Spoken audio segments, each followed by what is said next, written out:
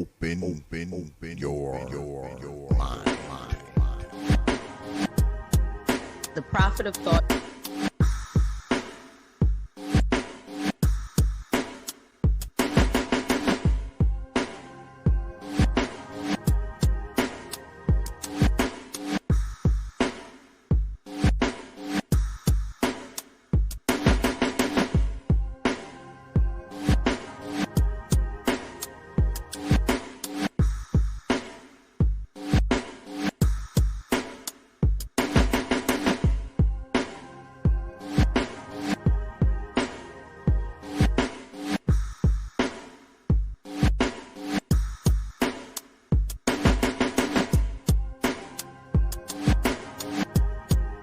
The prophet of thought.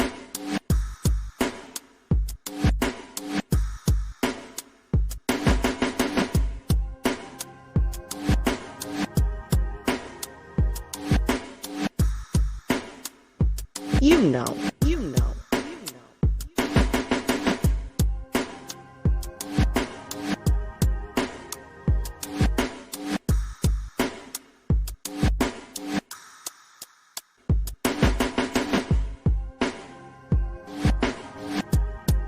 The prophet of thought.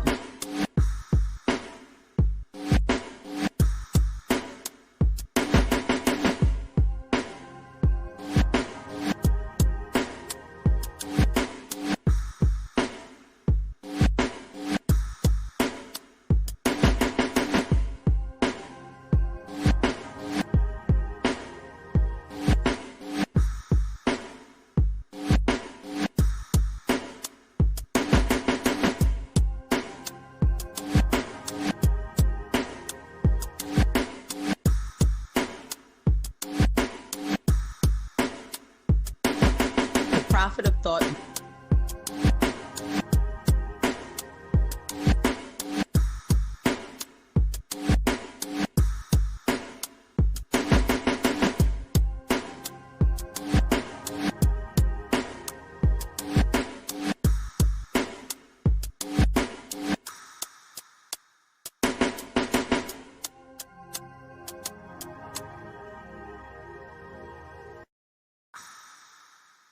Open your mind. Open your mind. Open your mind. Open your mind. Open your mind. Open your mind.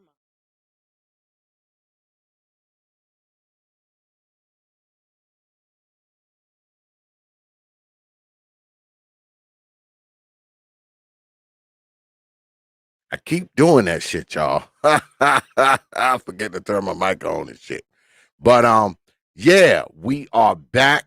Peace, folks, and welcome back to another edition of the Proper Thought series right here on the old T.P.O.T YouTube page. I'm your host, X, of course, but you Negroes knew that already. That's why y'all black asses are here. Tonight, special show tonight. This is part of the Reckoning series. Those of you who follow the Proper Thought series, y'all already know what the Reckoning series is about. It's where we tackle these little things about life and talk about this stuff as black folk. But as y'all can see behind me here, Brother Curlin and Lady Danielle will be here tonight, and we will be talking about to tie the knot or not. Yeah, so should be a good one tonight, folks. So grab a seat, settle in. Y'all know what it is. But y'all know before we get started, I always start the show with thanking you good folks, man. You know, for your likes, your shares, your subscriptions, your views, and of course your hard-earned pennies, nickels, dimes, quarters, and 50-cent pieces. Because I realize you don't have to do it. You don't have to watch these damn streams. You don't have to comment on these videos. You don't have to share them, like them. And you definitely don't have to drop your hard-earned coins on this platform. But you good folks choose to do so. You choose to do it. And I want you to know, man, that I don't take you lightly. I never have, and I never will. Okay? I'm humbled. I'm honored. I'm appreciative, man. And I'm thankful to all you good folks, who hang out in there, and the good folks who hang out up in here. All right. All right. So let's get at it. Y'all know it's Thursday night, so Thursday night we gotta do a roll call. Let's see who's in the house. Brother Smooth is in the house. What's good, Brother Smooth? Brother Sheed is in the house. What's good with it, Brother Sheed? Lady Jazzy is in the house. What's good, Lady Jazzy? Brother Cool Gent is in the house. What's good, Brother Cool Gent? That's good people right there, man. I was checking out your channel the other day, Brother Cool Gent. Yeah, man. Down there checking it out. Brother Darth Slothius. He said pre-curly. Brother Darth, you wrong for that one, man.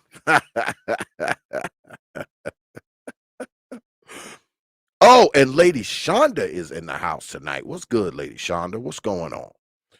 Yeah. So we're gonna go ahead and we're gonna talk about this, man. We're gonna see what's going on, man. We're gonna see I'm gonna ask some really, really good questions and see if we get any really, really good answers. I believe that Brother Curlin and Lady Danielle, I think they are one of the first people to kind of tie the knot, via YouTube or via internet, or from what we know of YouTube and the internet. So it's like this is gonna be something, man. I want to know how this all came about, quite frankly. That's what I want to know. I want to know how it all came about. Yeah. Want to know how it all came about, man. So we're gonna see what's happening. I don't know where they are. I might have to hit them up on the Facebook. Let me see. Let me make sure I sent the damn link before I even say anything. Hold on. Hold on. Hold on. Uh-oh, there they are. Bring in my folk. Peace, good people. Hello, Brother Curlin, Lady Danielle. Are you there? Yo, Brother Curlin, what's good with it, man? I'm chilling. I'm chilling. How's our volume? I'm good. I'm good. First and foremost, brother, let me congratulate you, man, because I haven't had a chance to do that. I don't want to say in person because this isn't in person, but I haven't had a chance to say it to you, brother. So I'm saying it to you now. Congratulations, and congratulations to you, Lady Danielle, as well. Thank you so much. Hey, I appreciate you. Appreciate you. Absolutely. Let's get at it. When did you guys tie the knot exactly? How long has it been since you guys tied the knot? It has been what, 17 days. Okay. Yeah, it went down on June 1st. Okay. Yep, which is actually our anniversary. Oh, okay. Well, let me ask y'all this. Did y'all meet via the internet, via YouTube, Facebook, Twitter, or something? Did y'all meet through that? We actually met on Facebook Okay. or through Facebook. Yeah. A lot of people think it was here, but it wasn't. It was pre-YouTube. Yeah, that's what I thought too. I was like, damn, they met through YouTube and got married. Damn. That's, that's an anomaly. Yeah. People are always not getting along via YouTube. So marriage came out of YouTube. That shit need to be in the Guinness Book of World Records some damn way. But so let me start with you, Brother Curlin. Let me start with you, brother. Yeah, man. What made you want to marry Lady Danielle? I mean, did you know, like, soon as you met her or soon as you started talking to her, or did she just kind of grow on you? I knew for certain when I first laid eyes on her after we had met. We had been talking for it was probably about a year, a little over a year, going back and forth. And then we just, finally decided that, hey, let's link up. I'm gonna make plans. You just come on. And the rest is history. Wow. So I know because we know how YouTube is. I'm pretty sure you had a lot of people telling you, brother Curlin. I don't know if you want to, I don't know if you want to discuss it or not, but I know it was a lot of people that were telling you, oh, don't marry her, don't do this, don't do that. I know that came down the pipe. After we announced that we were engaged, they came heavy with it, and it was everything from what are you doing to you fucking up bad, like. But I didn't care. I knew what I wanted. You know what I mean? So did it bother you that she was a well, let me back up. All right. You said, brother Curlin, that you two met pre-YouTube. So I'm assuming that Lady Danielle wasn't a YouTube personality then when y'all first met? No, she wasn't. Okay.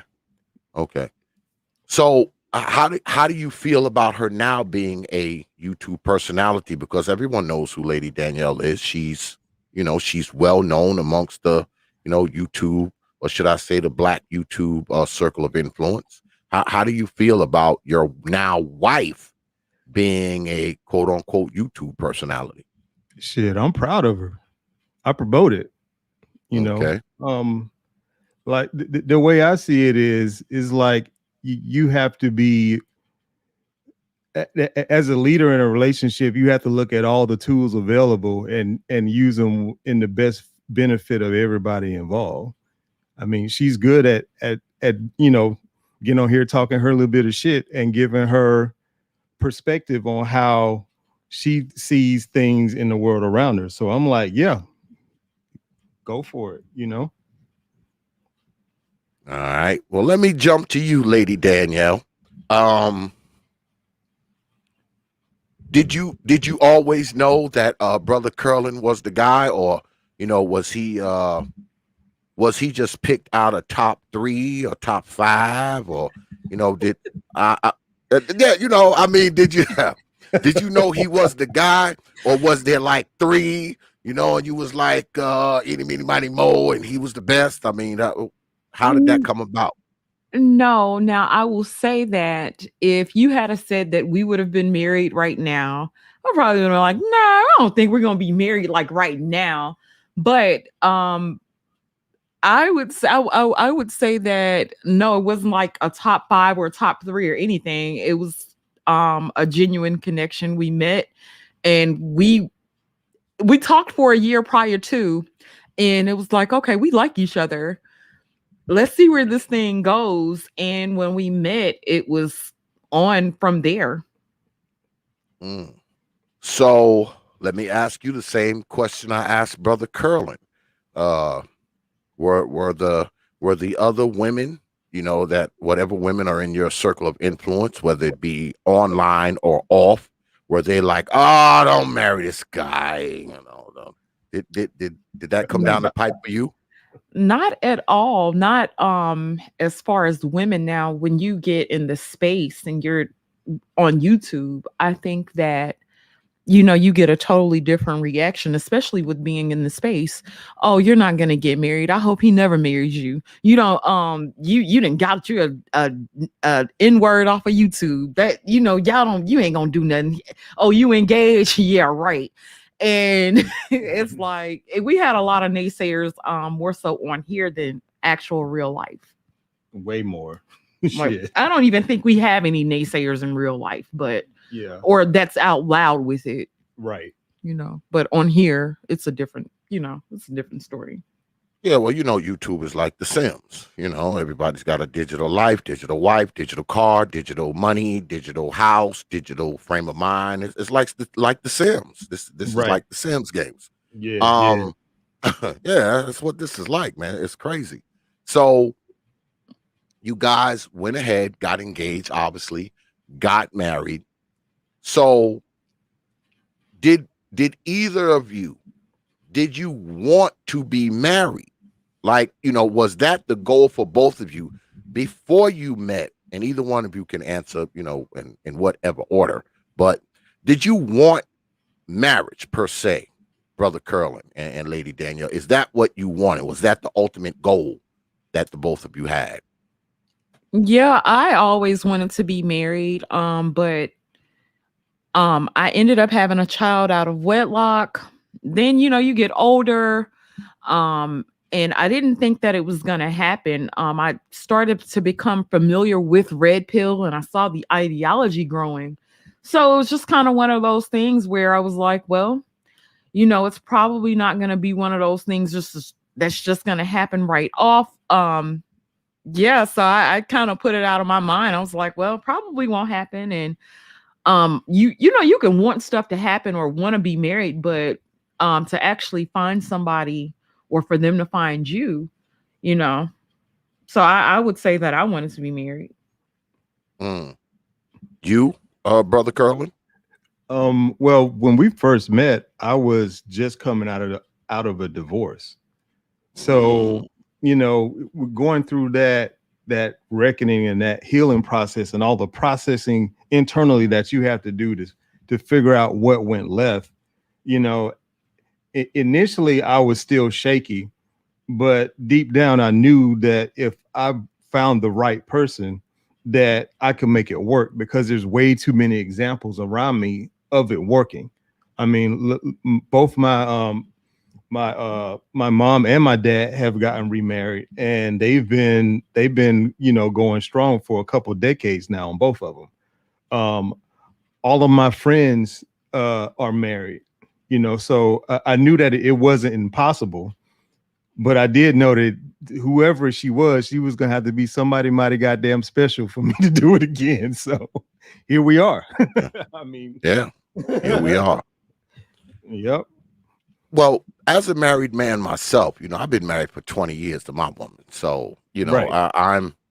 but I'm not a person who, notice I don't promote marriage. I don't wave the marriage banner. I don't do none of that. So Right.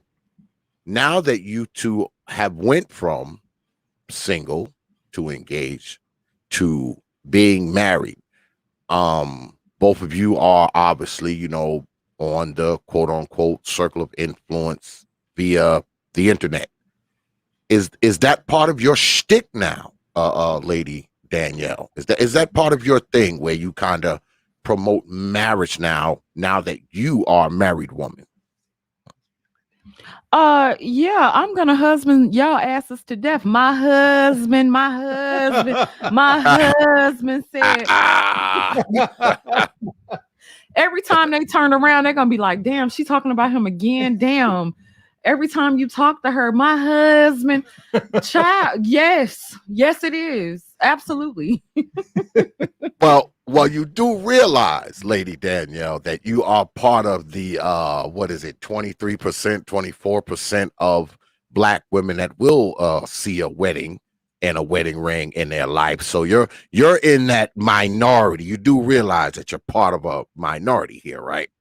Absolutely, which is why I'm gonna shout it from the damn rooftop. I can't wait to say I'm married. People be like, "Hey," I'd be like, "I'm married. How you doing?" So, okay, y'all married now. So what happens going forward? I mean, are y'all building the family? Are y'all, what's happening going forward? We just bought a house. Yep. Yep. We both have one child each, and we're both older, so there's no more kids. Thank God. Yeah. Okay. And so it's a Brady Bunch kind of thing, but with only 2 kids. Yep. Right. Basically. Right. Okay. Is that better? I mean, is that a better situation for people, that are older? Well, Is it better to have the relationship come together sort of like, quote unquote, the Brady Bunch type of thing, or no? well, I can just give you my frame of thinking. After the divorce, you kind of try to stick your toe back in the water and you realize the dating game is fucked up. So, um, I had initially tried dating a couple of women that didn't have kids. And what I Mm. realized was that they did not understand the time commitment that I had because I have joint custody and I have my daughter like 5 days out the week. And with them not understanding that, it became a kind of like a struggle. It was a point of contention. So I was like, you know what?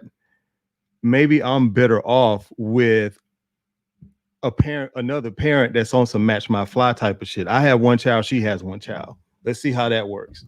So once I opened up, that what's the right word? Arena.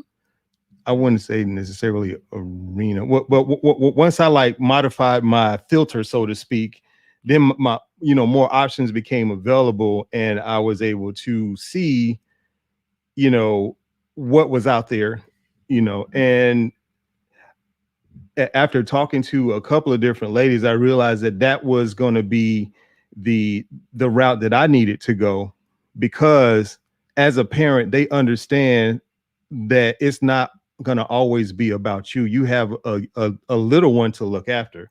You see what I'm saying? And that's why whenever that comes up and I just happen to be in a chat room here on YouTube, I always say single folks should date single folks and parents should date parents, because that's one thing that's never really accounted for that I see around here. You know what I mean? With Yeah, I me, agree. I agree. I would say that I wouldn't necessarily say that it's ideal for everybody. No, And it's it would not for everybody. and it would depend on the type of relationship the woman has with the previous uh man, or the child's father or mother.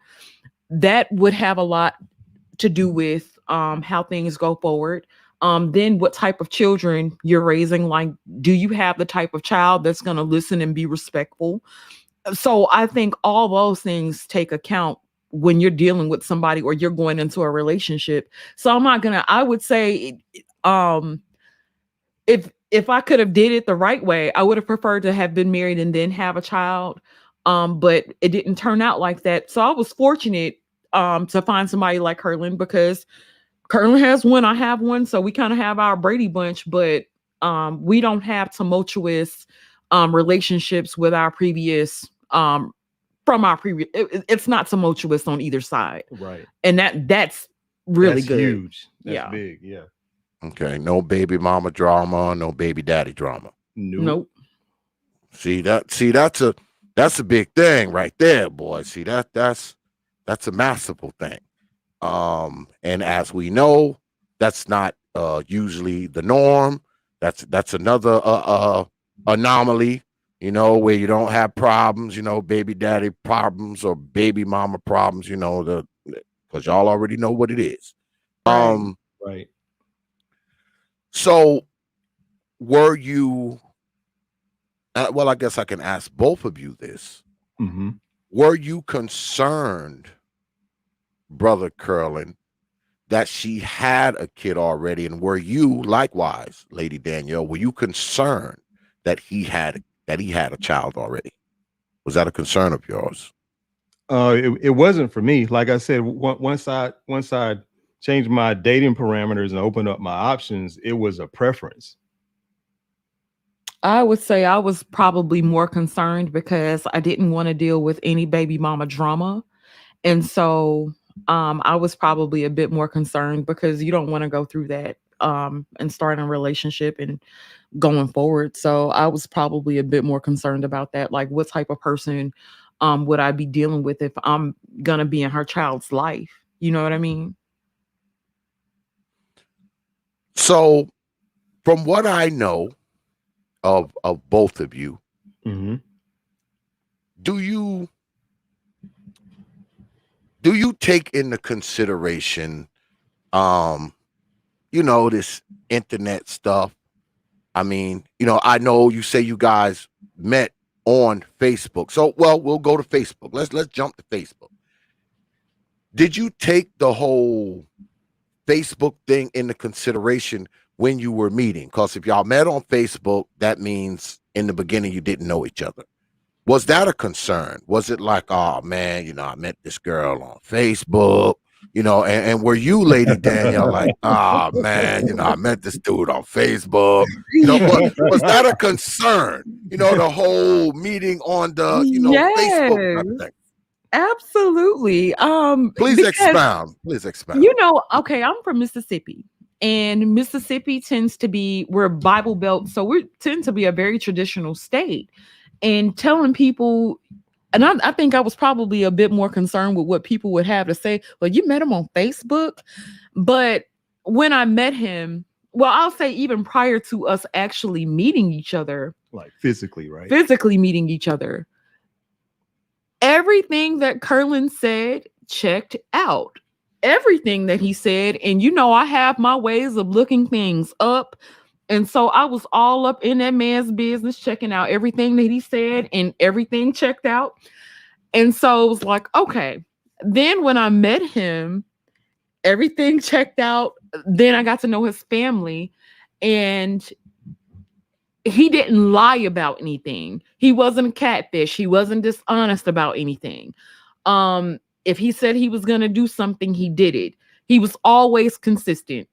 He didn't go missing for days at a time, and I was trying to figure out what happened or what, everything added up. And I think if things didn't add up, we probably wouldn't have been here, and probably the same on his side. I think, because everything added up and I was able to be comfortable in trusting him, I think that's how it worked out. But yeah, the Facebook thing, I was like, man, I ain't got, I felt like I was a hot thing and like, I ain't got to do this. And I think he would have the same bit of the same attitude. Like, we didn't have to do this on the internet. We meet people. Well, I mean, for me, I didn't really care, because at this point, meeting somebody on Facebook is really, hell, I would say it's a little bit better than meeting somebody on a dating app, because at least you can halfway see some shit. You know what I mean? But now, of course, you're always gonna have those that be like, oh, you met somebody on the internet. They say crazy people on the internet. I'd be like, and you can meet somebody crazy as hell at Walmart. I mean, it don't matter. It's true. True. If they crazy, that's going to always be there, regardless of how you actually first encounter them. But like for Danny, like she for me, she never lied to me. She hasn't told me anything that wasn't true, and she's always done right by me and my child. So for me, that was huge. You know what I'm saying? And I was like, hey, I think I got something here, and the rest is history. Yeah, because y'all know how the internet is. The internet is crazy. Right. It's just full of crazy folks. I think some of the craziest folks in the world are on here. Some of the craziest folks in the world are on the internet. But yeah, and I like the fact that you two got together. Because both of you are two people that, most of us are pretty familiar with. Lady Danielle has been my celebrity timekeeper a couple times up on the old T.P.O.T YouTube page.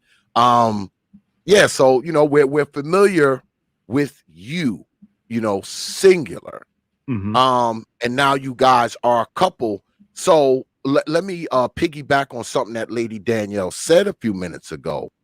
Once you guys had made it an official thing, when you became an item, a quote unquote item, as they say, she said she was all in your business. Were you listening very intently, Brother Curlen, when she did her YouTube shows to to kind of field what she was saying, when she was doing the breakdown, her and Lady Concrete? Did you start listening a little more intently when you guys became a thing?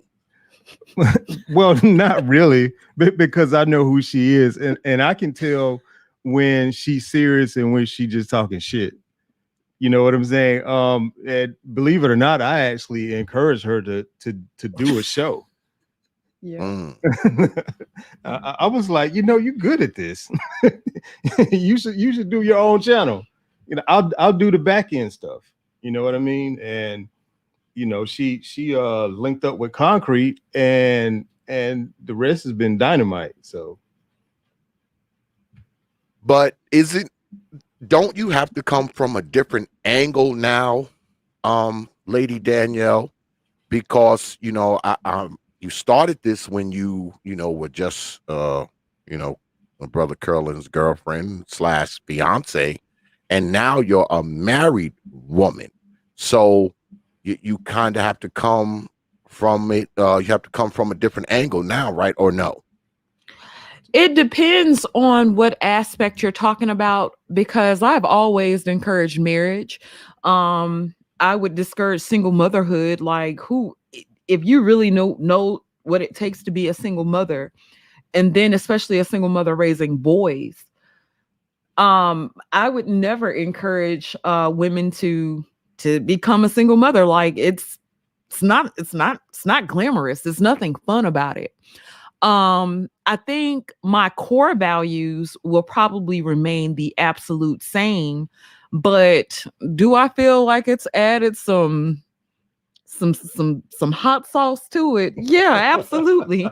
But I don't necessarily feel like it like my overall message has to change, or that I have to do anything totally different. Like I said, I came from the South. My father's been married for over 35 years. My mom was married for about 13 years, God rest her soul. But my grandmother was married for a very long time as well, on both sides. So it's not like we both didn't come from families that had similar backgrounds, or, like, my views would be totally different. Now I get on my channel and I'm gonna talk shit. I feel I get it off. I'm not able to do a lot of things in real life, quote unquote. And so I get on the internet and I'm able to have fun. And I don't mind, like with the channel, I would say that even if we got on the channel and we had some of the worst rhetoric that you've ever heard, if we got guys that's able to come up there and actually defeat those points, and you have the sisterhood in the chat listening, I actually think it's a win-win from both sides, because I've been in the manosphere long enough, and I actually started out on Facebook. So I pretty much know the talking points, a lot of the rhetoric. I've been around for a while. And so I felt like trolling a bit, I think it helps get the message out. And like I said, I don't mind losing an argument, especially if the argument is supposed to be lost and if it's going to help out more people. So that's kind of how I've looked at it. Yeah.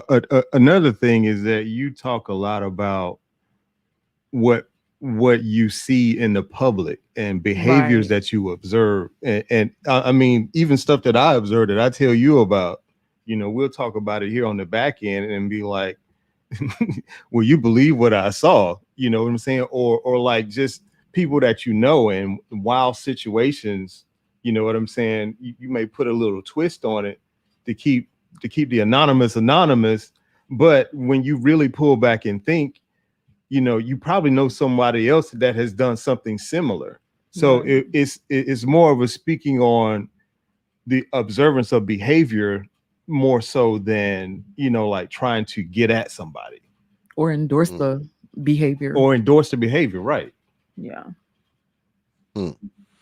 So as a brother who moves around, in this digital space, Brother Curlen, what's your take? Because you hear the talk, you hear people say, you hear a lot of brothers, oh, I'm never getting married. If you get married, you're a simp. You get married, she's gonna take half your shit. You know, I mean, you know what I'm talking about. Yeah, So I do. when you hear that kind of stuff, I mean, does it? Well, obviously, it didn't have an effect on you because you went ahead and you wedded Lady Danielle anyway. But now that y'all are married, are you? Do you kind of tune that stuff out? Can you still see brothers' points? I mean, you know, now that you're a married man, do you look at marriage differently? Because I know you said you were married before, but Mhm. you were divorced, so that means you were single. Now you're a married man again. Do Mhm. you look at it differently? Is your approach differently when you're listening to these guys, or have you stopped listening to some of the guys? You're like, man, I can't listen to this guy no more because he talking crazy now. It's a little bit of all of the above, you know. Like for me, there were coming out of the last situation, you know, there were things that I kind of an analogy I like to use is like you have a puzzle on the table, right? And you know how to put a puzzle together and you made it through about half of it, but you need help sorting out that other half in order to see what pieces fit where, you know. And that was me finding, you know, the manosphere and listening to some of the stuff that they were saying helped me finish that puzzle. Now, as far as you know, the marriage is concerned, I've always been of the mind that that's an individual man's choice. If he meets some lady that's on it and is really a go hard and is going to stand by him, then that's up to him to assess the situation and figure out whether it's worth it for him or not. Because I mean, nothing in this nothing worth having in this world is without risk. And at this day and age, with the way the laws are set up, you know, that's a risk that that particular guy has to be willing to accept, you know. For me, you know, now we had to do, you know, a little bit of legal work, you know, but we made it happen and we're stronger for it. Now it's, you know, now as far as some of the guys around here, it's a lot of dudes that I don't listen to anymore because they're only half right in what they're talking about. It's the same way You with the ladies. you still You know what I listen to mean? my shit, dog. You still listen to my shit, right? Yeah. I mean, Nah, I'm just fucking with you, man. I float around, and I'm not really in the chats anymore because usually when I'm listening, I'm probably driving. You know, um, but yeah, I float around, and there's some people that I don't bother with, and there's some people whose stuff I really like. So.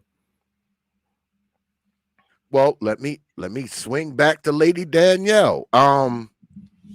Did you consider yourself, Lady Danielle? Did you consider yourself wifey material before you met Brother Curlin? You know, I'm talking about before Brother Curlin came to the picture. Did you consider yourself wifey material, or did you kind of become wifey material when Brother Curlin, start giving you the googly eyes? It's interesting. I would say that I probably always have considered myself wifey material, but I'm a bit narcissist. So I always have kind of put myself like I'm up here and I feel like I deserve this. However, coming across Manosphere's content on Facebook early on really kind of humbled me quite a bit.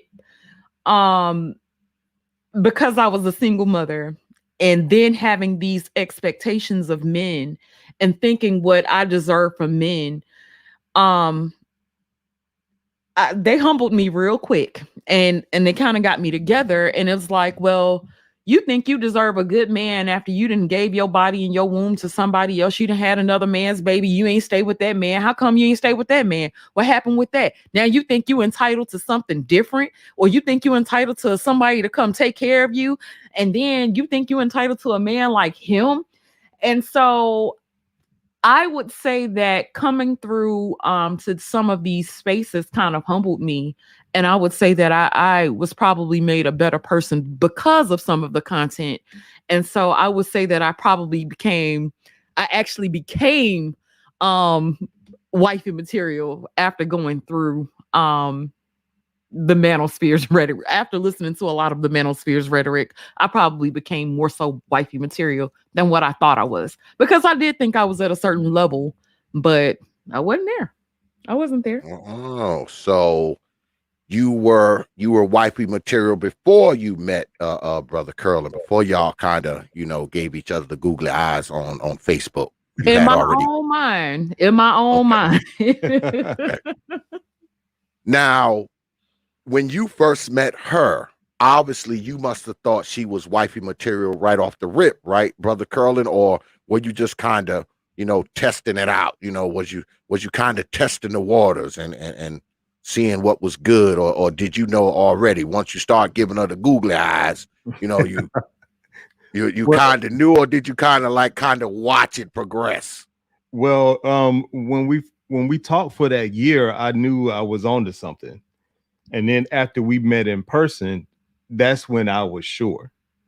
And I mean, of course, there is, a little bit of work that has to go on, particularly on both sides, because me coming out of the divorce, I was skeptical about a lot of things, and for her, she was still going through a growing period in the evolution, but as long as we both wanted it, we were willing to commit to it, and that's really what it boils down to. You got to want it,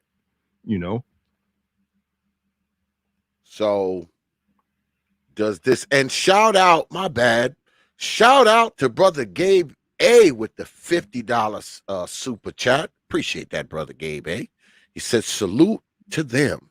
Yeah, Gabe, thanks. Yeah, appreciate you, Gabe. I salute y'all, man, because like I told y'all via email, when you get my age, you see more funerals than you do damn weddings, goddamn it.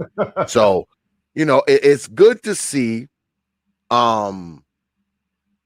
Black men and Black women getting together, or should I say specifically to you two guys. It's good to see a Black man and a Black woman get together, especially two people, that I know of. I mean, nothing beats that. When I heard you two got married, I was like, wow, man, that's magnificent. I mean, yeah. I was like, that's magnificent, because, you just don't see stuff like that, man. I see, I'm an old Negro, I've been around a while. So, you don't see stuff like that. And me, I got YouTube on the brain. I'm like, damn, they met on YouTube. They got married. God damn, that's pretty cool, actually. T.P.O.T, you thought we were gonna stay engaged forever like everybody. Well, the Lady Danielle. Now, black people stay engaged for 20 years. They celebrating the anniversary of their engagement, not the anniversary of them actually, tying the knot. But yeah, I mean, because I knew that you two were engaged, because like I said earlier at the top of the stream, Lady Danielle does come through, and she's my, celebrity timekeeper when I do the female debates.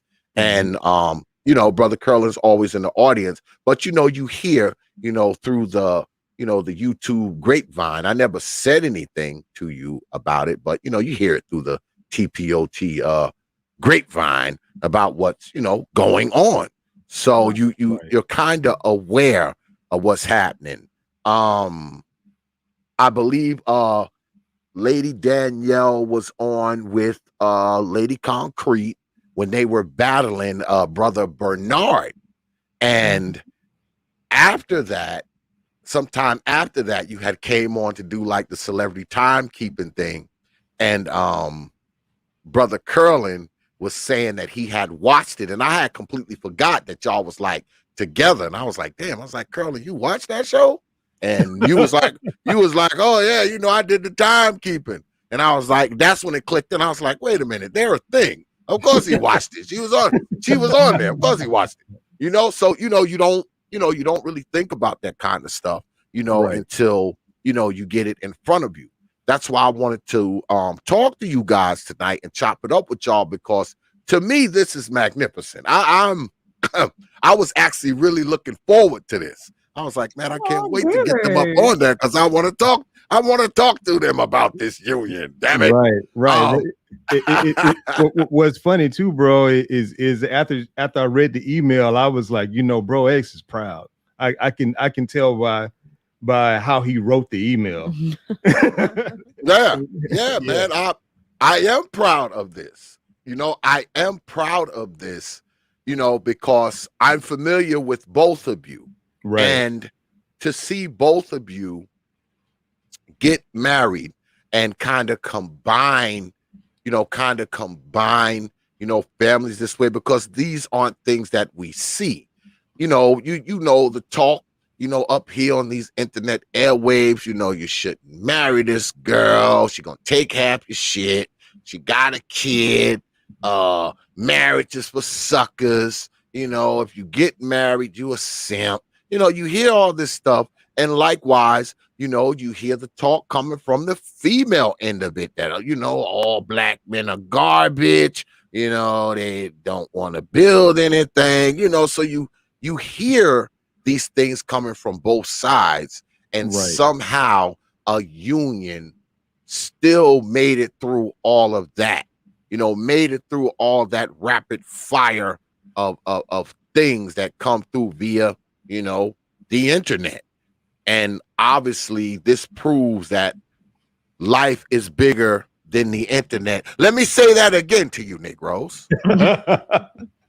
Life is bigger than the internet, Negroes.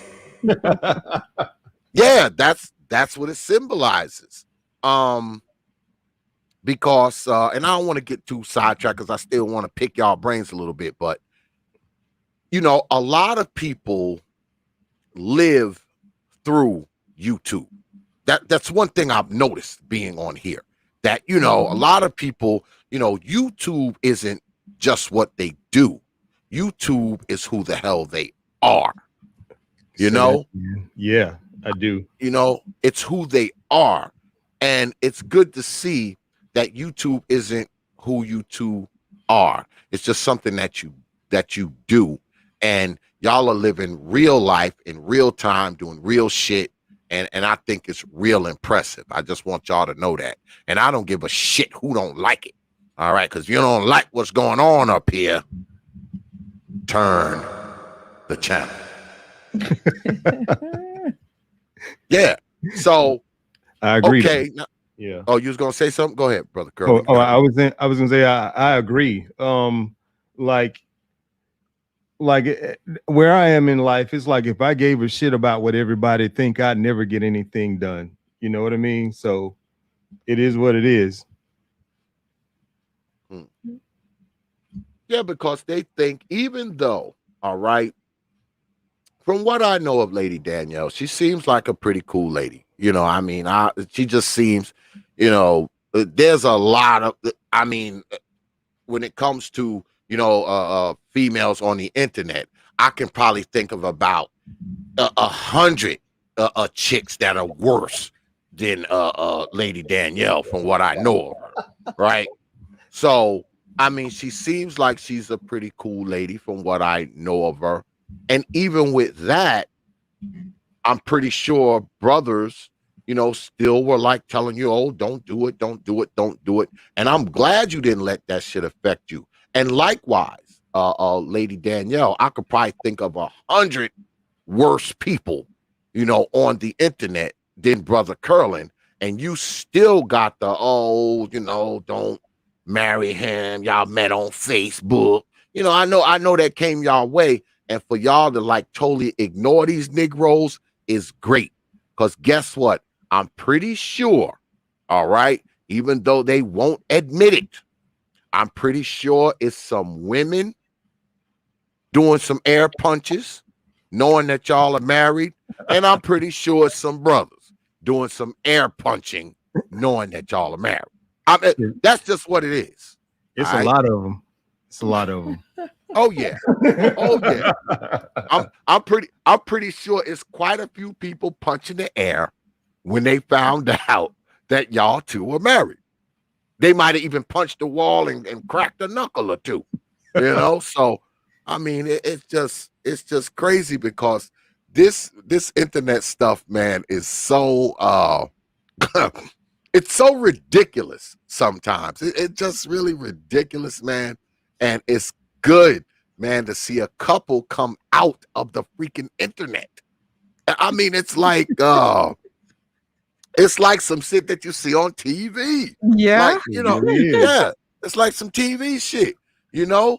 And not only that, not only is it great to see a black couple come together and build a family and get started on building something. And not only that, man, the fact that people will say that there are no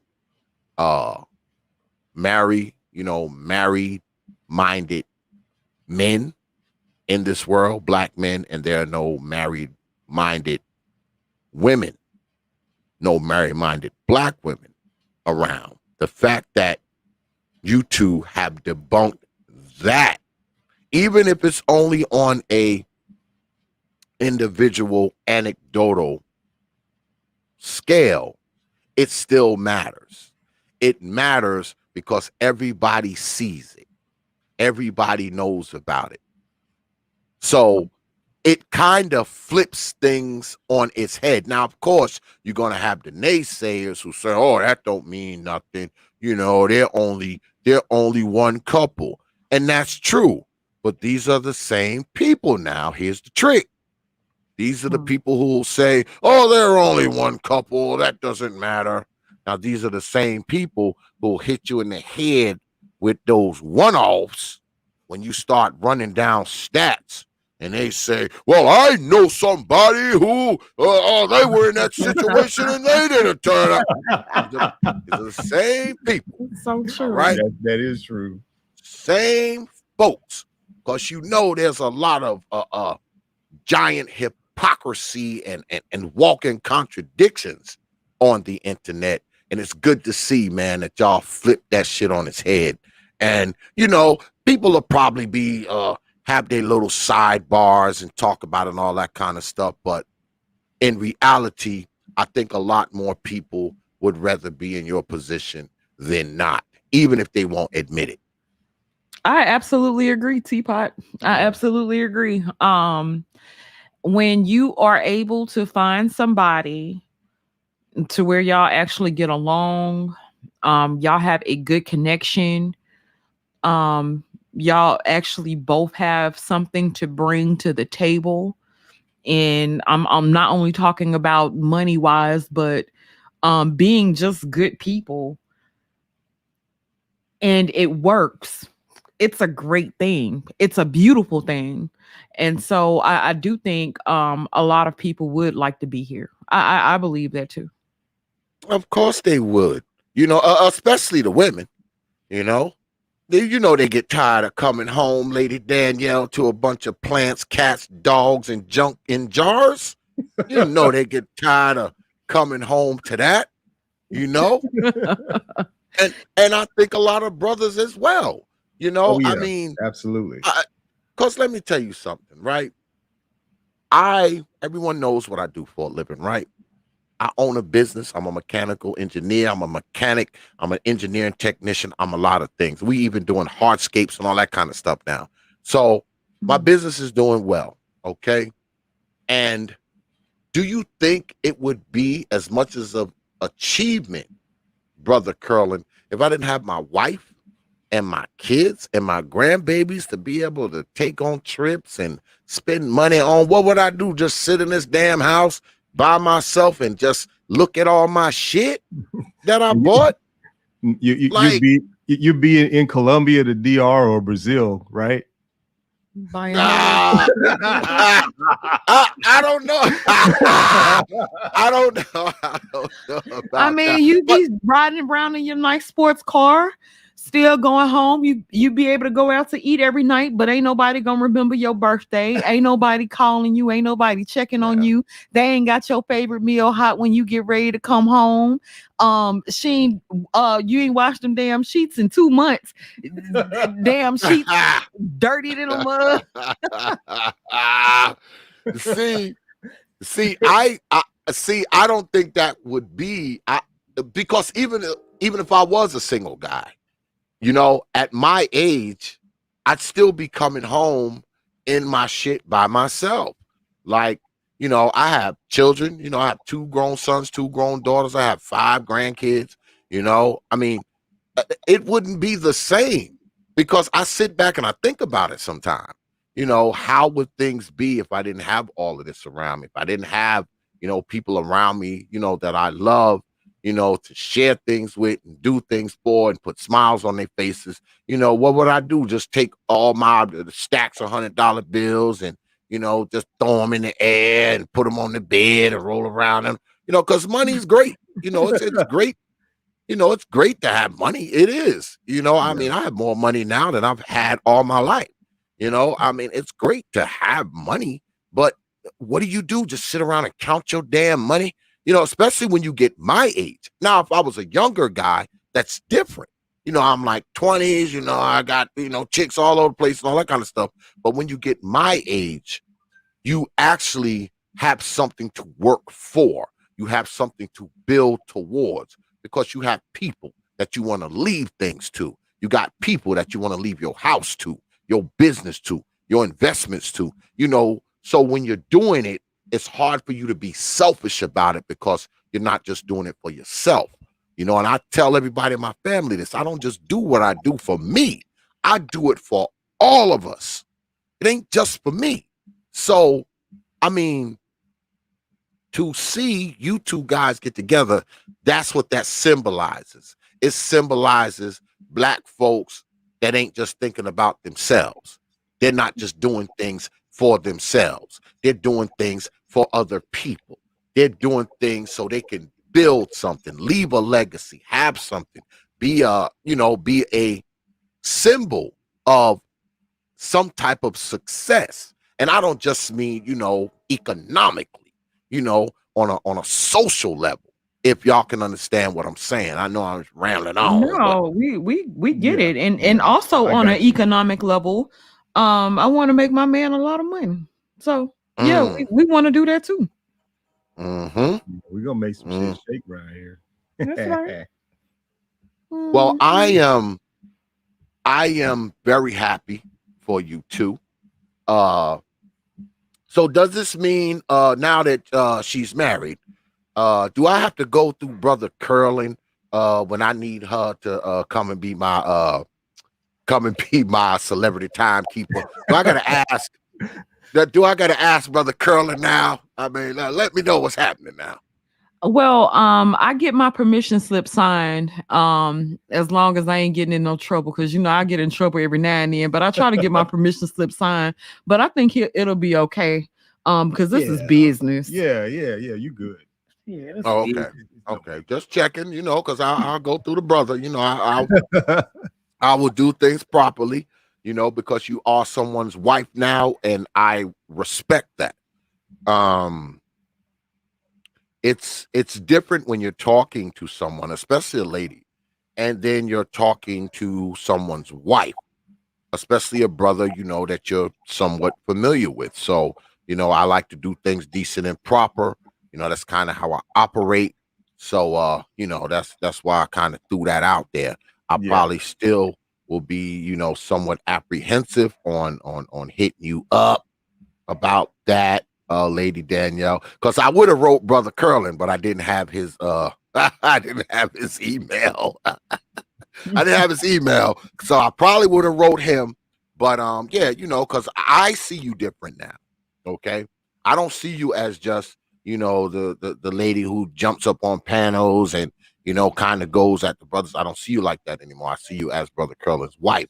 Therefore, you know, you have moved up, you know, in the chain of whatever chain it is. You know, you've moved up in it. So Oh, sookie now. Right. look, that's how it's supposed to be. I mean, I was raised old fashioned. I was raised by country folks. So they use terms like courting and coding and all that kind of crap. So, I kind of, respect those traditions, and I try to, function accordingly. But so now that, you guys have made the union. Did you take his last name? If you mind disclosing that, did you take his last name, Lady Danielle? He wouldn't have it no other way, and I wouldn't want it any other way. He wasn't going. Damn sure wouldn't. Because it's a thing now where sometimes you ladies, y'all, oh no, I don't want your last name, Negro. Right. Like for me, like that hyphenation stuff only makes sense if you are some really big lawyer or doctor, and people and your patients know you by that, or your clients know you by that last name. To me, that's the only place where it really makes sense. All that other madness is like, what are you doing? Like, I agree. I ain't with it. I agree. Well, it's crazy because in the beginning, my wife was trying to act like she wasn't going to take my name. I was like, what? Right. Out of here. Talking about, woman. You lost your mind up in here.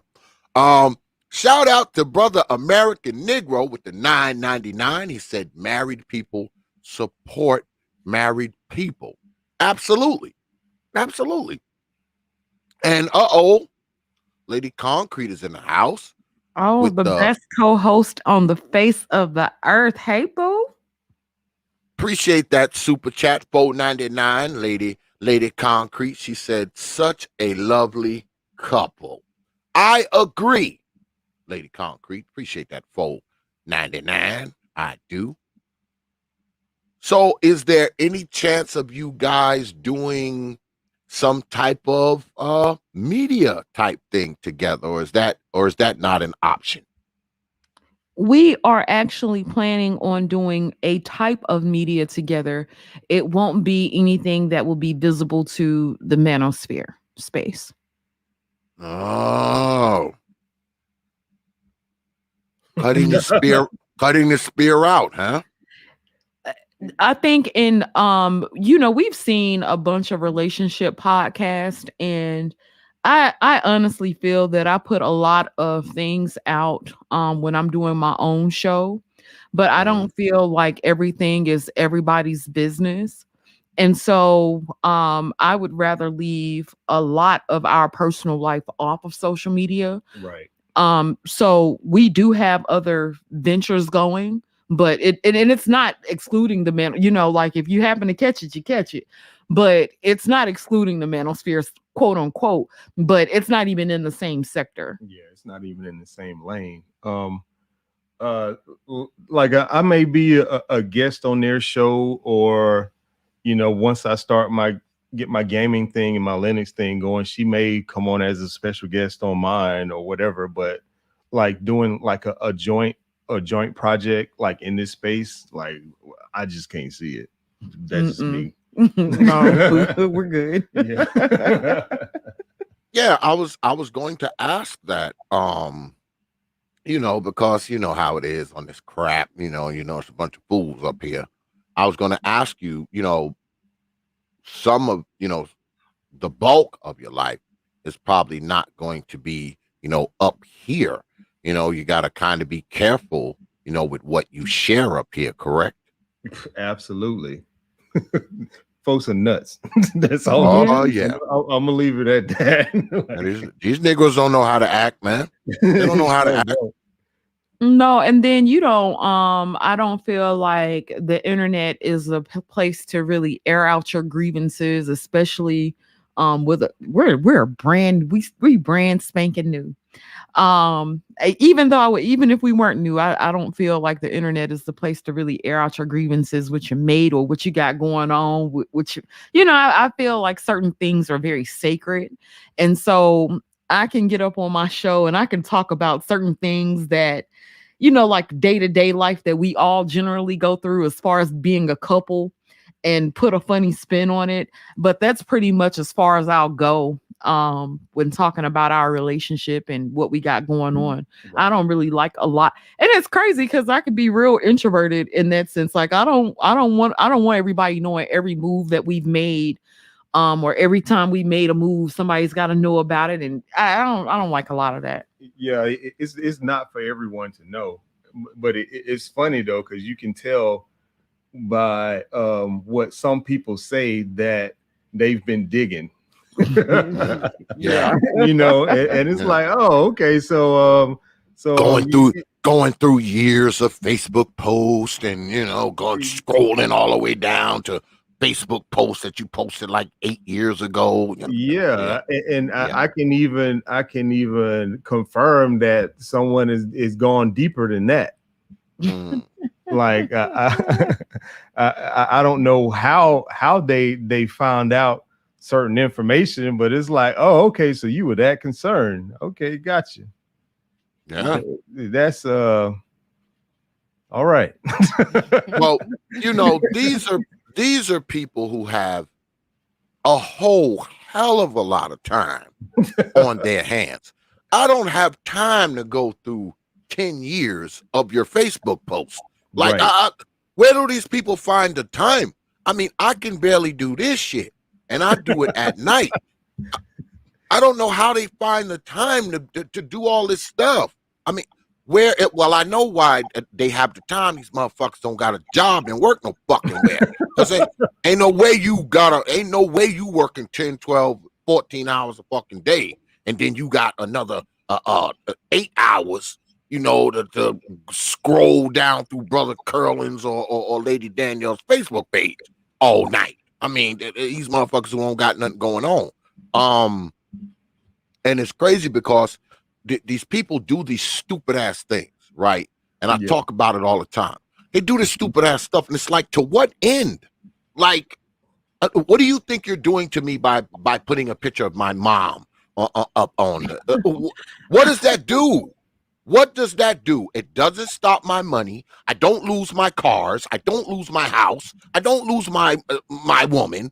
I don't lose my business. I don't lose anything. You just get the joy of saying, ha ha ha, I put your mom up there. Like, come on, man. Right. And these are grown ass people. Yeah, it also shows that they're really invested in whatever everyone else has going on, instead of using that time and that energy to make themselves better. And it's kind of, when you think about it in that lens, you like, well, damn, you worried about the wrong shit. Like, that's really what it boils down to. You know what I'm saying? I'm always amazed at it, especially when we know that people have gone in our personal information, and it's like, baby, that credit is going up, all the way up. Baby, ain't nothing, it shit popping over here. Yeah. And so it's like, what exactly are you looking for? I've been honest about my family and who I am. I didn't come here in front and say that I was this person or that person. So what you're gonna find is a normal well, what you would have found before was a normal single mother living a life with pictures of her child and pictures of my family.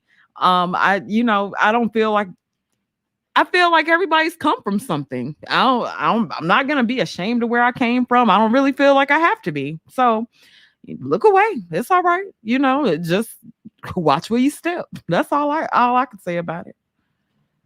What most of these fools are going to find is that they look through all this stuff and look at your life and realize that your shit is way better than theirs. I think that's what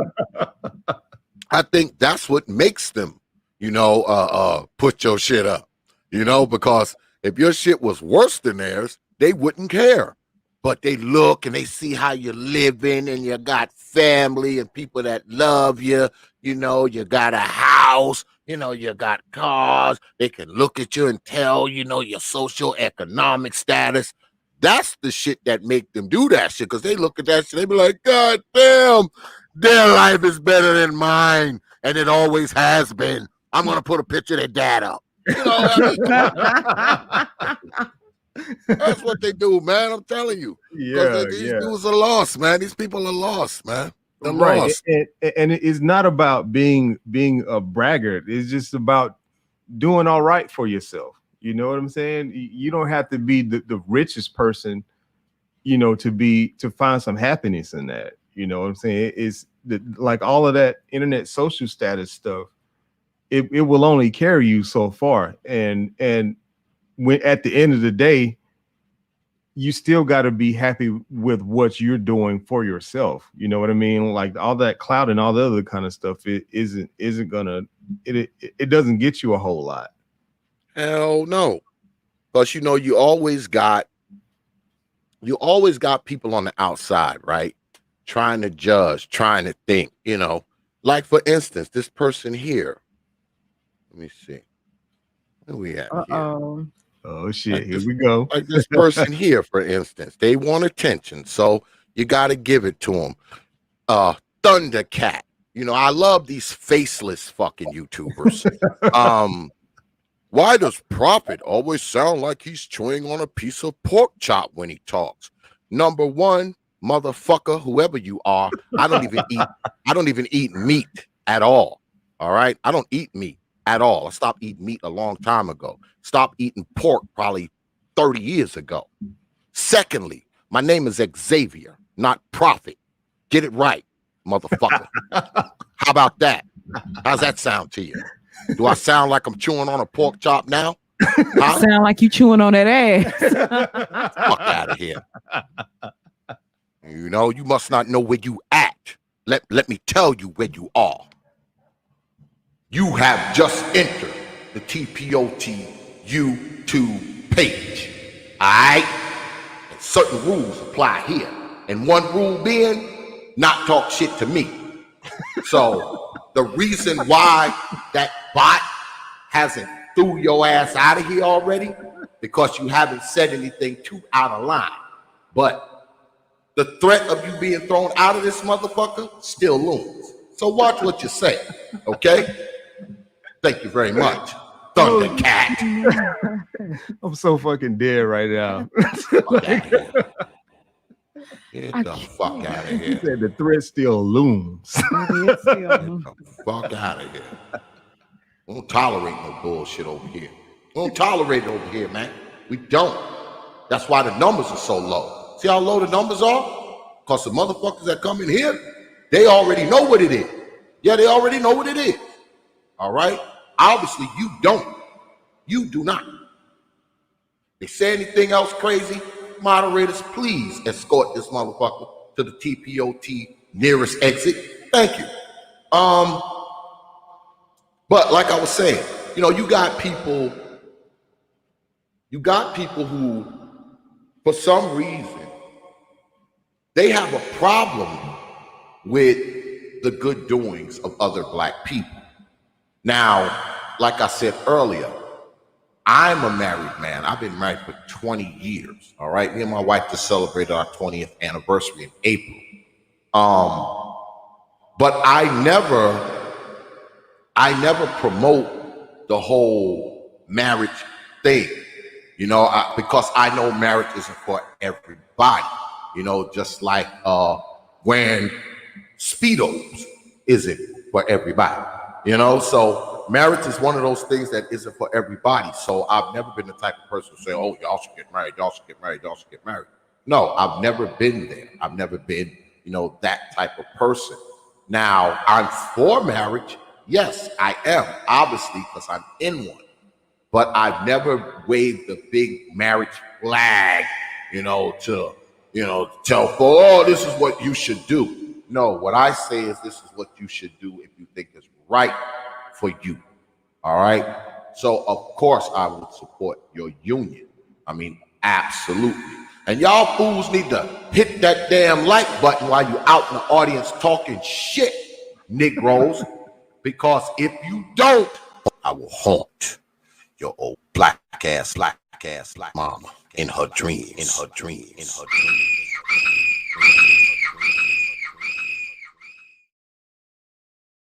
I'm coming for mama. You don't hit that damn like button, I'll be floating over mama bed tonight. Like I told you, you hear mama screaming up there, boy. She'll come running down in the basement where your room at and be like, oh, there's a guy upstairs. And you'll be like, what do he look like, mom? He's tall, he's got dreads, and he's got this voice, you know, that sounds like he's chewing on a pork chop. You'll be like, oh, that's just X. I forgot to damn like the video. Let me go like this shit, because if I don't,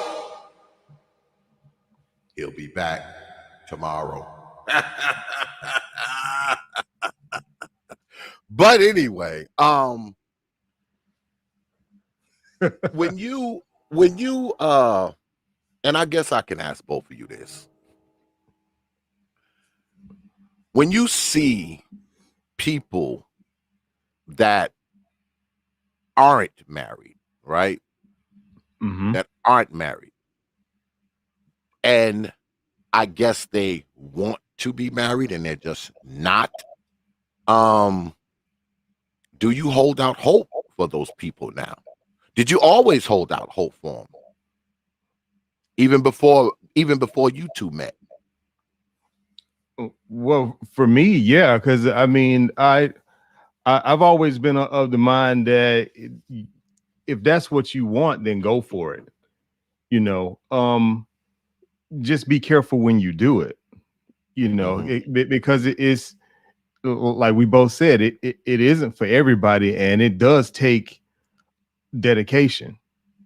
You know, you both have to want it the same amount so to speak. You know, what about you, babe?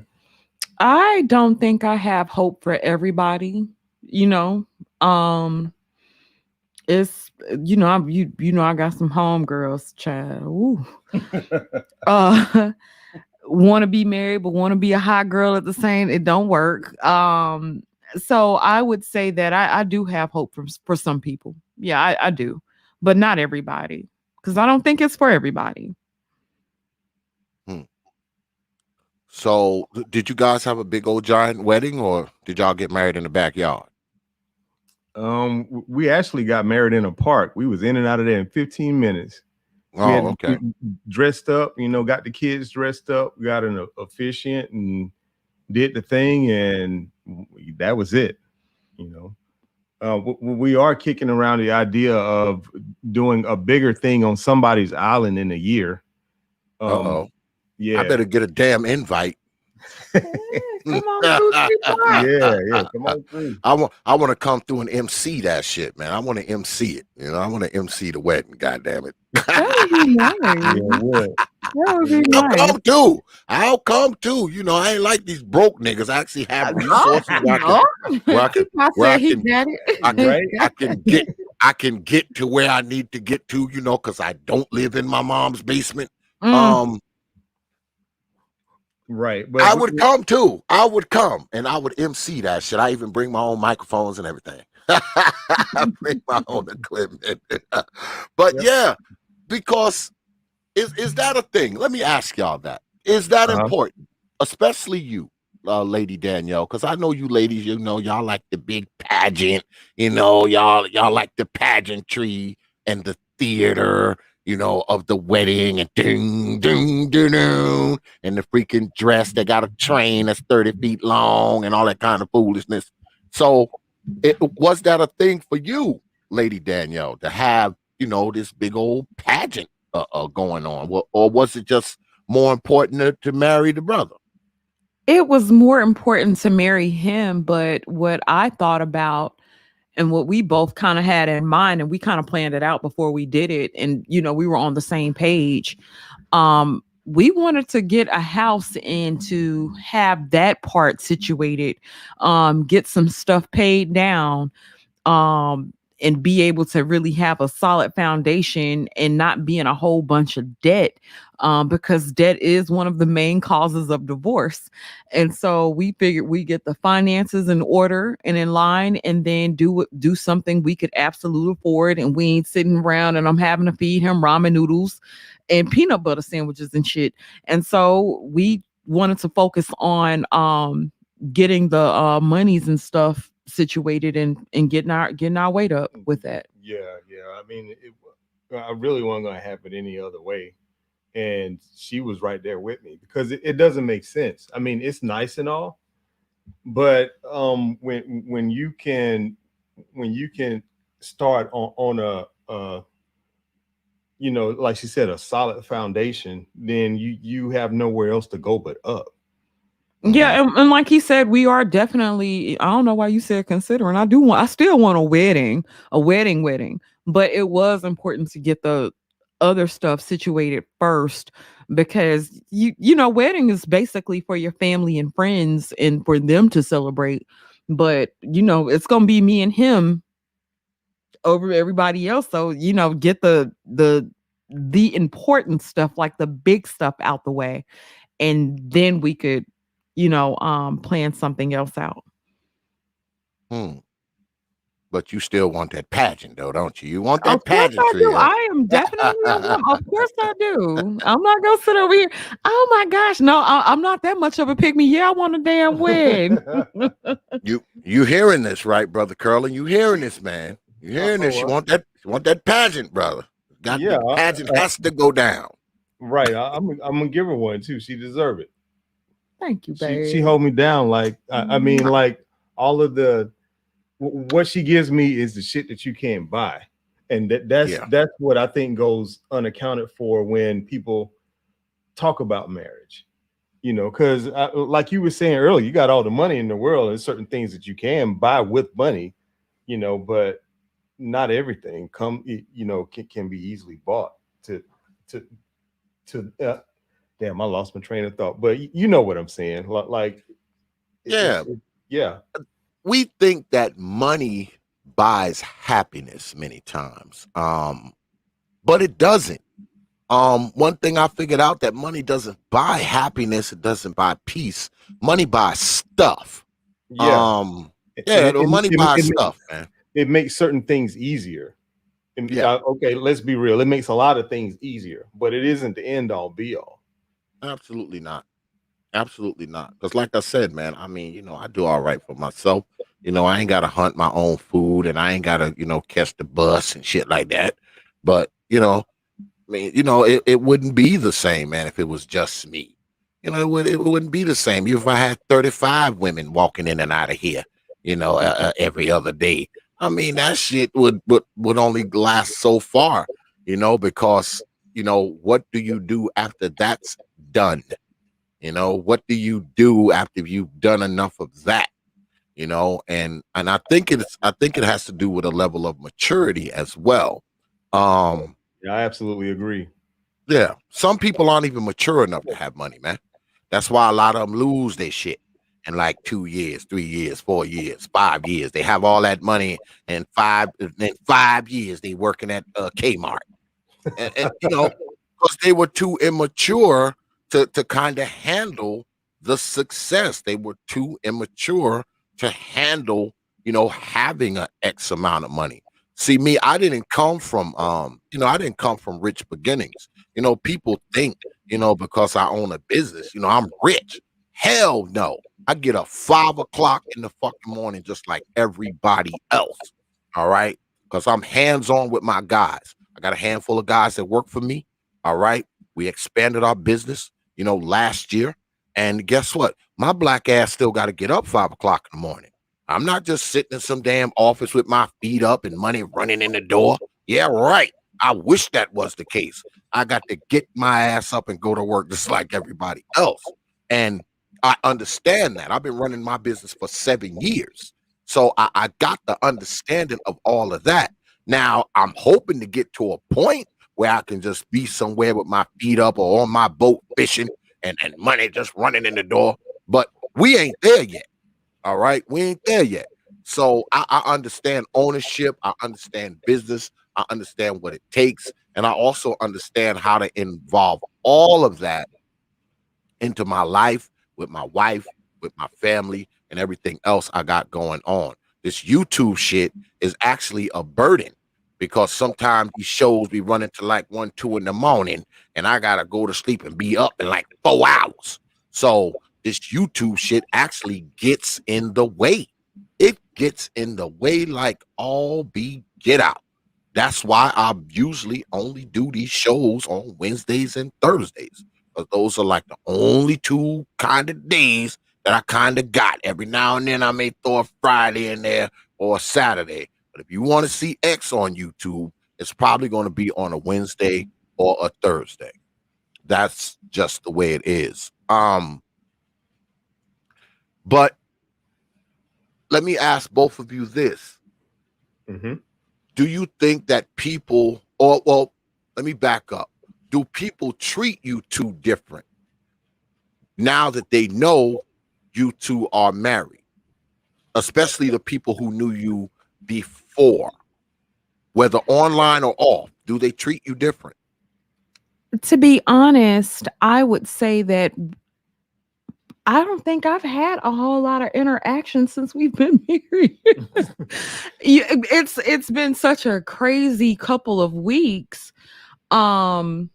I don't even think I've had that much interaction. Now, I will say on here, it may be a little bit different on here, but not by a whole lot. I think people are still going to talk a little mess and have fun or whatever. But as far like I think my family's very excited and proud, and my friends are elated and stuff. So, but I haven't really seen a whole lot of people. That is so crazy. We haven't seen a whole lot. It's been me and you Yeah, and the kids. It's been a wild couple of weeks. For me, like my family is absolutely excited. All of my friends are absolutely excited, and they love Danielle too. So it all works out. Online, I've gotten a lot more congratulations and salutes or whatever than I anticipated. But underneath it all, some people may talk a lot, but they can't.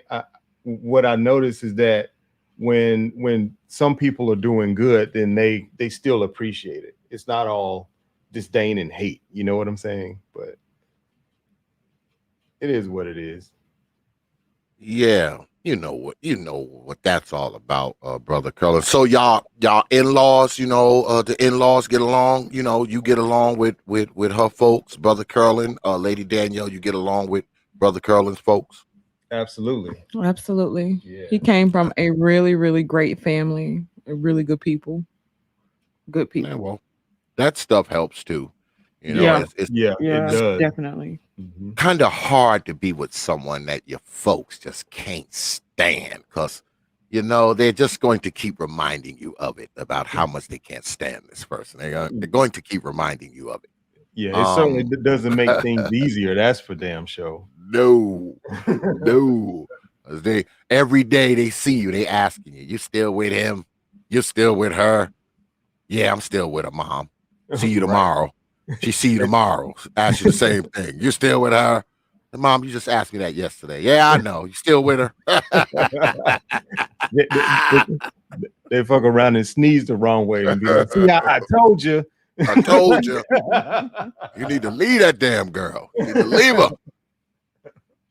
And it's crazy, man, because a lot of people on here are like that too. Because up here, that's why everybody be like, "Oh, peace, family. What's up, family? Peace, family." Because these motherfuckers don't know what family is. See, family is bastardized, with us black folks, some of us. So, they think they're your family.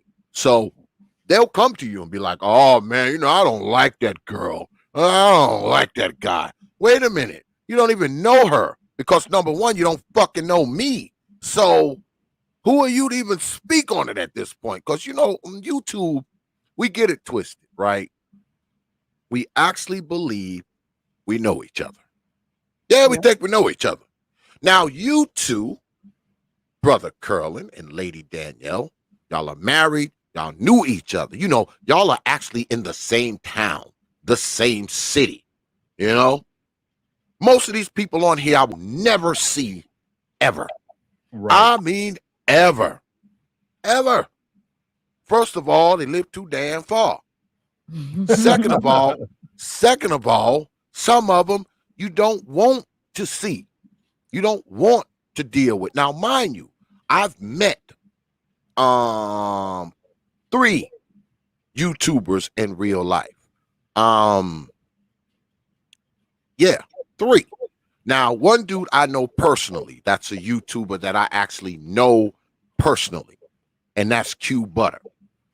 Q Butter, I actually know him for real. I've been to Zyx multiple times, all that kind of stuff. I actually know him. Everybody else on YouTube, I don't know these Negroes. I don't know them. I mean, a few brothers have my personal cell phone number, but that's the extent of our knowledge of each other, even though we may talk regularly, because I talk to a few brothers quite regularly. But I would never go as far as saying, oh, I know him. No, the hell I don't. The only thing we've done is had phone conversations and talk on YouTube. And what I think happens on media, because of the lack of what people have in their real lives, because of the familiarity that media affords many of us, especially those of us who are on here every day, all day, they feel like, I know you. I know you. You know me. We are friends. We are associates. We are whatever. And to me, that's just a load of BS. Just a load of BS. We don't know each other like that, especially the people who you really don't really deal with like that. Like, they definitely don't know you. But see, they think they do.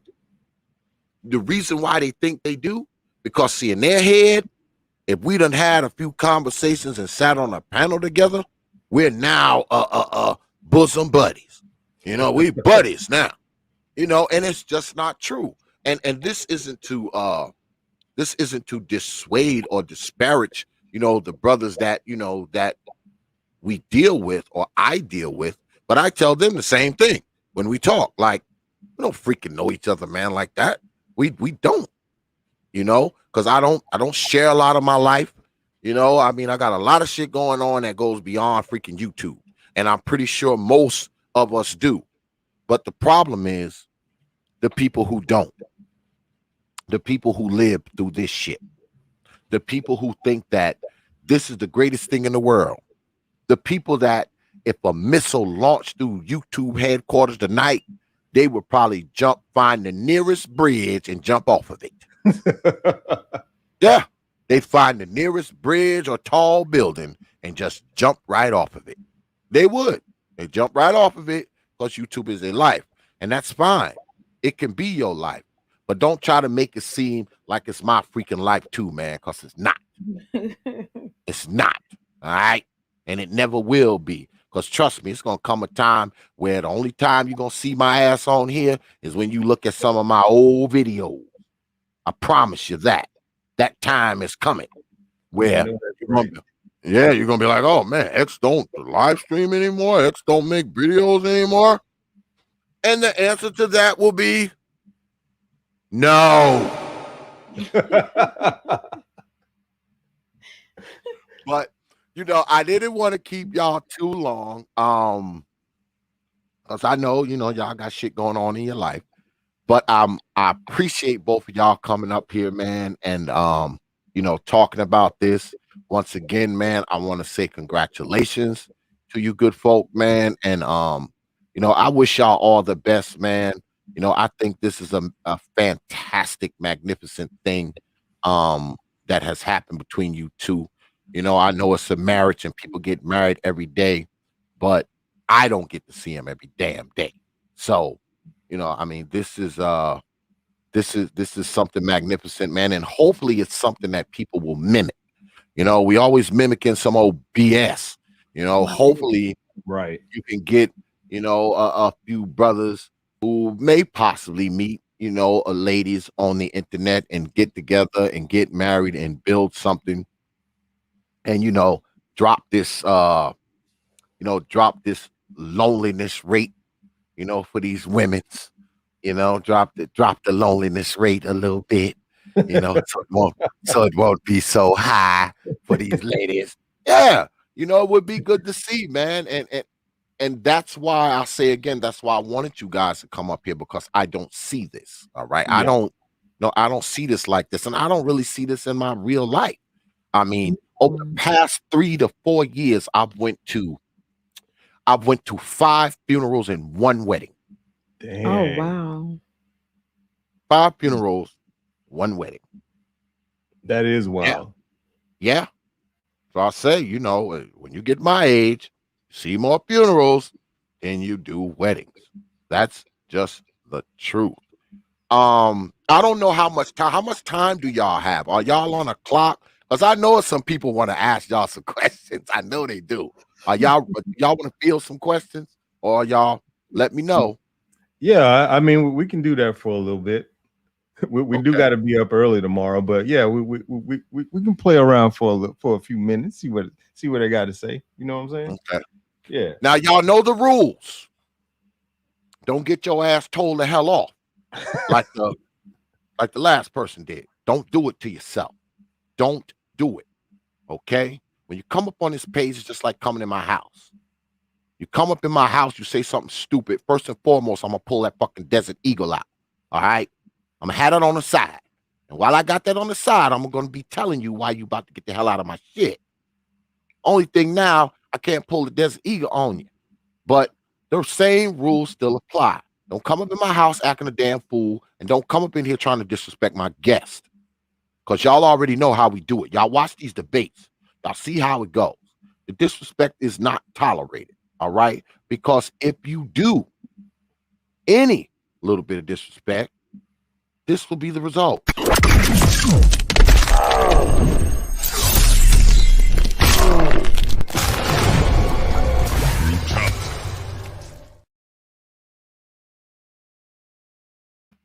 Are we clear?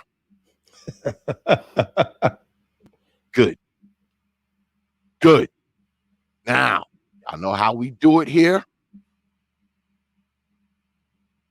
You want to come through? Hit me with an email. Y'all know what the email is. Prophet of Thought at yahoo.com.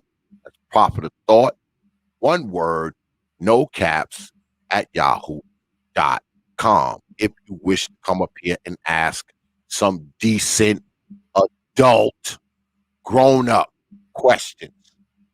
Questions that's not going to make me kick your black ass off of here. So while we wait for that, I might as well go ahead and hit y'all in the head with some T.P.O.T programming notes. Yeah. Hold on a second, Brother Curlin and Lady Danielle, for a second. They hit him in the head with some programming notes. Yeah, tomorrow we will be throwing down with a double header, as a matter of fact, because the one and only Sir Ism will be here tomorrow. And y'all know Sir Ism is crazy as hell, out of his mind, and he's hilarious. He will be in the house tomorrow. Cold in the game, as he says. Cold in the game, 9 p.m. Eastern time, right here on the T.P.O.T YouTube page. You Negroes know. But we won't be finished after that, because right after Brother Ism, the debates have returned. The old hour power debates are on and kicking once again. Brother M.O.T will be facing off with the brother Rod of God, and they will be debating, is evil essential to the gods? That's right. Is evil essential to the gods? So make sure you hear 11 p.m. Eastern time. We got a late night debate going on tomorrow, y'all. 11 p.m. Eastern time, right here on the T.P.O.T YouTube page. You Negroes know Brother M.O.T will be squaring off with the Rod of God. All right? And once again, a quick reminder, the brother Sir Ism will be in the house, probably acting a damn fool tomorrow, but he'll be here 9 p.m. Eastern time. All right? All right. So, if you want to come up here and ask the newlyweds a question or two. But if you don't, if you're scared, you can put it in the chat and I will read it. I promise. As long as it's a question that doesn't make me block your ass. That's all. So while everyone's figuring out whether or not they want to ask a question or not. So have you guys been approached by other people on YouTube? You know, people who, you know, do content and all this kind of stuff. Have you been approached maybe by like someone who does couples podcast, or maybe as a guest? You know, because see, y'all are one now. Y'all are a team now. So when they invite, they have to invite both of you, right? Is that what's going on now? I think that, well, we haven't been approached by anybody. No, as far as that. Yeah, you're the first, bro. Right. And we appreciate it. That's because I'm a pioneer, brother Curlin. I'm a pioneer, man. head of my damn time. Now, go ahead, Lady Danielle. Go ahead. But you know, being that I have the show with Concrete Rose, people will generally approach us to do interviews and talks and stuff, but not this is the first thing for Curlin and I together. So I'm actually kind of grateful for this. This is really nice. Wait a minute, Lady Danielle. Hold up. You got a show and you ain't bring brother Curlin on there since y'all been married? I mean, Curlin's he come up whenever this Curlin. Oh. I mean, it's kind of the thing, and I'll say this because it's just kind lost of the stripe. You just lost the stripe. But we try to. I am not even gonna say it's like an official or unofficial thing to where he come up or whenever he comes up, because he's there for every show. He's there for every show. I don't think he's ever missed a show. No. And so he's always like, if he wants to come up, he comes up. Yeah, but we haven't. I think the only thing we've done is like, we're married, and it's been like, yeah. But we haven't had like a talk about it per se, except for here. Yeah, usually when they do their show, I kind of help her get going, and then I'm off to do other things, and then I'm listening in the background. You know what I mean? Okay. Every now and then I'll pop up and surprise them and be like, "Hey, I want to put my 2 cents in," and then I'll disappear again. But like as like an official invite, like we haven't even talked about it. Yeah. So what made you two decide to, you know, go public with the wedding? And, you know, what made you two, you know, want to say, you know what, we're going to tell folks on the internet that we married? What brought that about? Because you could have not told anybody anything except like, you know, your close friends or whatever, you know, in real life, not in the YouTube world. Well, I mean, you know how people like to go digging. So we wanted to be on some, you heard it here first type of shit. You know what I'm saying? Okay. So yeah. Plus, I mean, like she's nobody to hide. That's just the way I feel about it. So. Okay. And I actually, when you say as a woman that you're in a relationship on YouTube, especially within this space, generally people don't believe you. Then if you show that you have a man, oh, well, he must be a simp. Okay, but then he came from this space. Well, he still must be a simp because he's getting married to you. And especially he's getting married to you, not to anybody else, but to you. And so then it's like, well, you don't even know me. Well, I've heard you on panels. Great. You got me on panels, bro. Cool story, bro. It was one of those things where I kind of wanted to throw it in their face. So I'm not going to sit here and act humble about it. I want to be like, ha, ha, ha. You didn't think I was going to do anything. And by golly, I did it. And so, yeah, it was nice. It was nice to say, hey, we actually did that. Oh, yeah. Yeah. You know, they've given us hell, T.P.O.T over the last couple of years. Of course they did. Yeah. Of course they did. These are Negroes we're talking about here. Of course they did. You know, that's all Negroes know. They want you to be just as miserable and just as big a losers and just as raggedy and empty life as them. That's what they want. That's what makes them feel better. When you're just the biggest loser as them, when you're just as miserable as them, when your life is just as empty as their life, that's when they feel better. That's what they get joy from. They get joy from watching you turn into them, because they like seeing themselves. It's like a mirror. They miserable as hell. So of course they want to see you miserable so they can look at you and say, well, I don't feel that great, but you're miserable too. It's what they want. You have a question on the board, I believe, Brother Curlin. Appreciate that, Brother Rod of God. Rod of God will be throwing down tomorrow night right here on the T.P.O.T YouTube page. Appreciate that, $4.99, brother. He says, what is Brother Curlin's advice for men given all the rhetoric in this space about stepdads? Well, the way I see it is that's part of your risk assessment. You know what I mean? As far as being a stepdad, there is a bit of truth in it's a thankless job, just like there's some truth in a stepmom, with it being a thankless job. But I have way too many examples in my life to where it's the absolute 100% the opposite. When you first start dating somebody, you and they have a child, you get to see how that child behaves. You get to see what they're taught, what their mannerisms are like, and you will know off the top whether the mother and the child is somebody that you will want to deal with long term.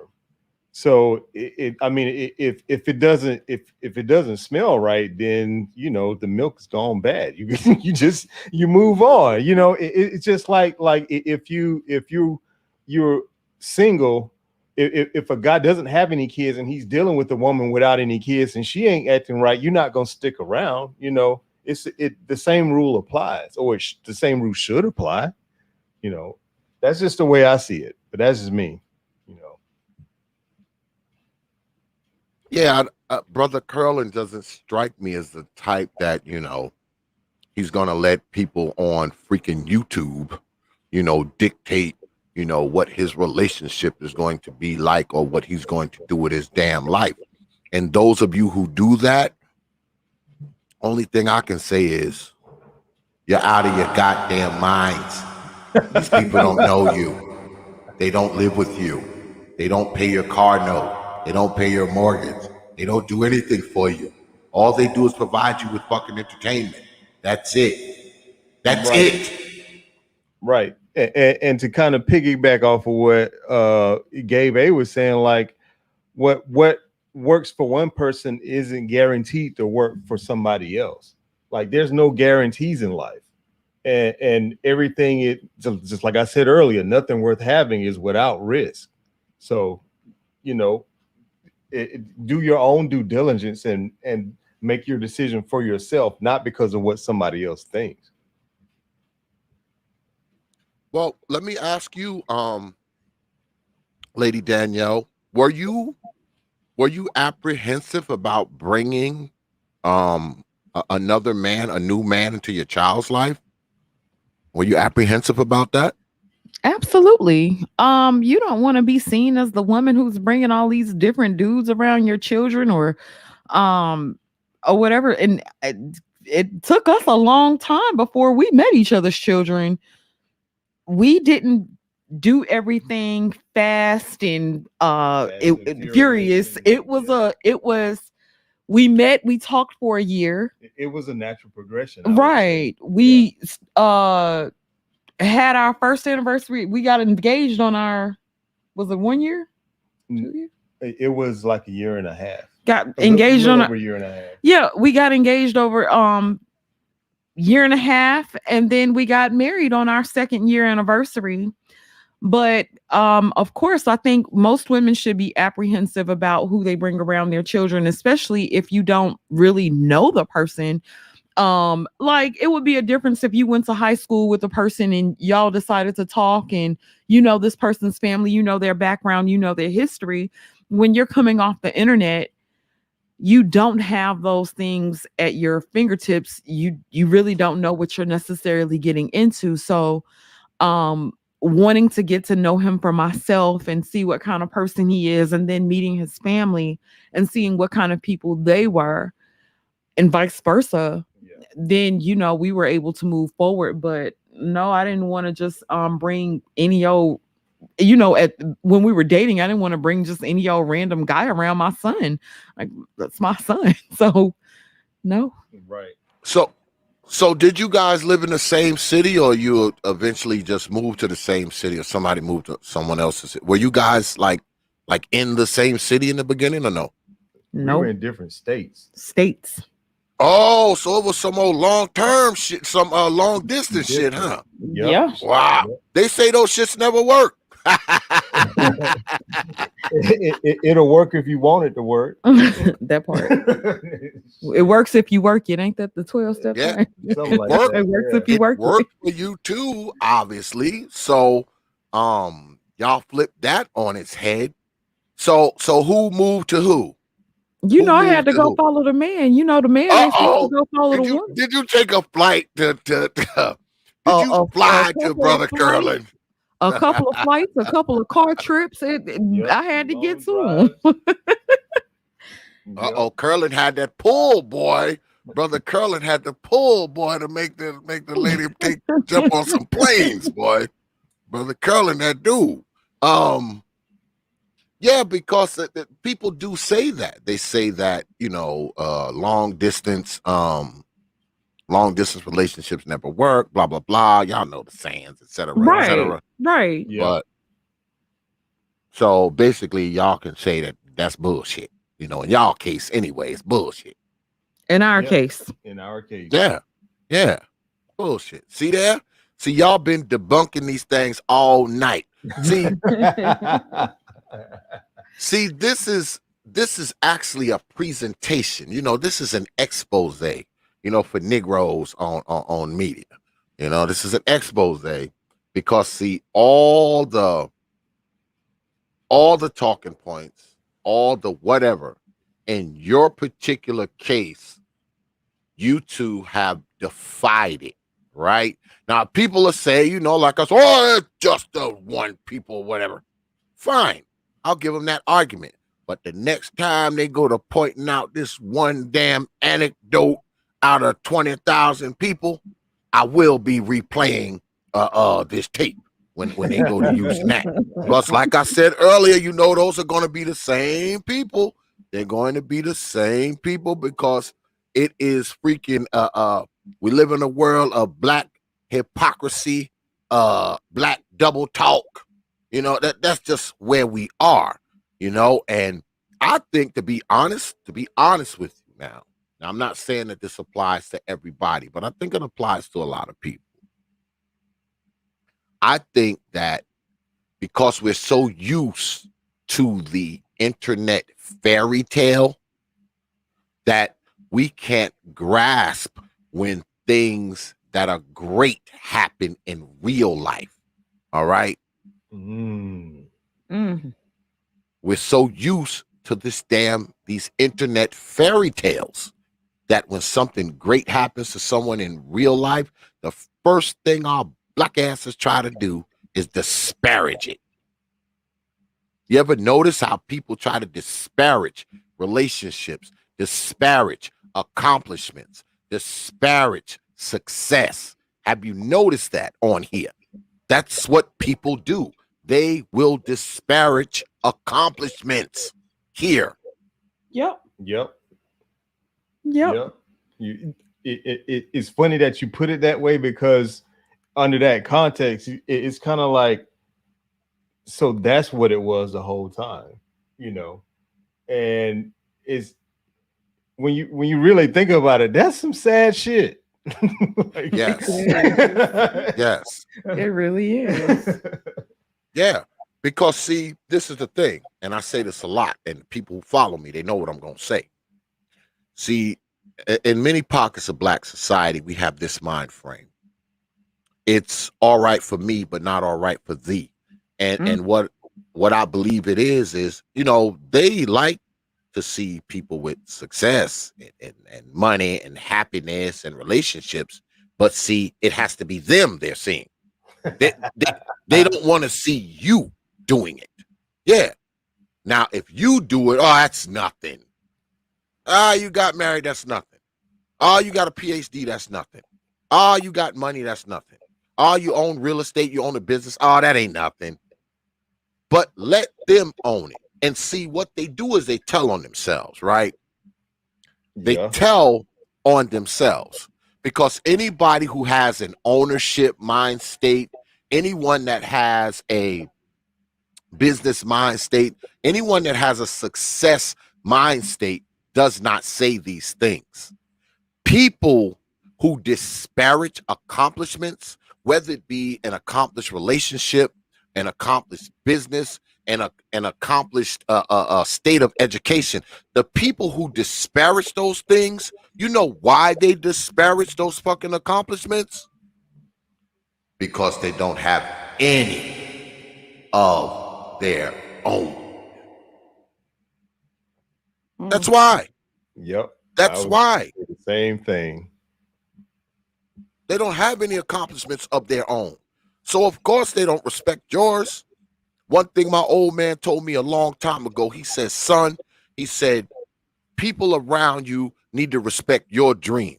He said, and the only people who are going to respect your dream is people that have dreams of their own. If people disrespect your dream, guess what? Absolutely.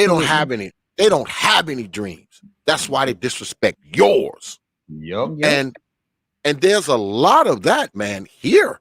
I mean, they will disparage whatever you do. Oh, man, that ain't nothing. That ain't nothing. That ain't nothing. Yeah, that's what they say. I've heard people say, oh, man, he's a doctor. That don't mean anything. He's a lawyer. That don't mean anything. Like, what do you mean it doesn't mean anything? How does that not mean anything? How? Now, mind you, this is some dude who probably 45, still living in his mom's attic, burning mom's damn electricity, using mom's internet, all of that. But he's sitting back telling you how your accomplishments mean nothing. Like, really? Really, man? Yeah. It's typically some rando on a troll account without a picture. Exactly. Hide. Right. Hide. But to tell you how what you doing is nothing. This is nothing compared to me being down here in my grandmother's basement, and every now and then you hear the boiler fire over because my bed is right next to the shit. Really, man? Right. Yeah, you hear, boo. Y'all know how them boilers sound. Down in the basement. Boo. Like, man, what the hell is that? Oh, that's just the boiler. What the hell? Why am I hearing a boiler? Aren't you in your room? Yeah, boiler's in here too.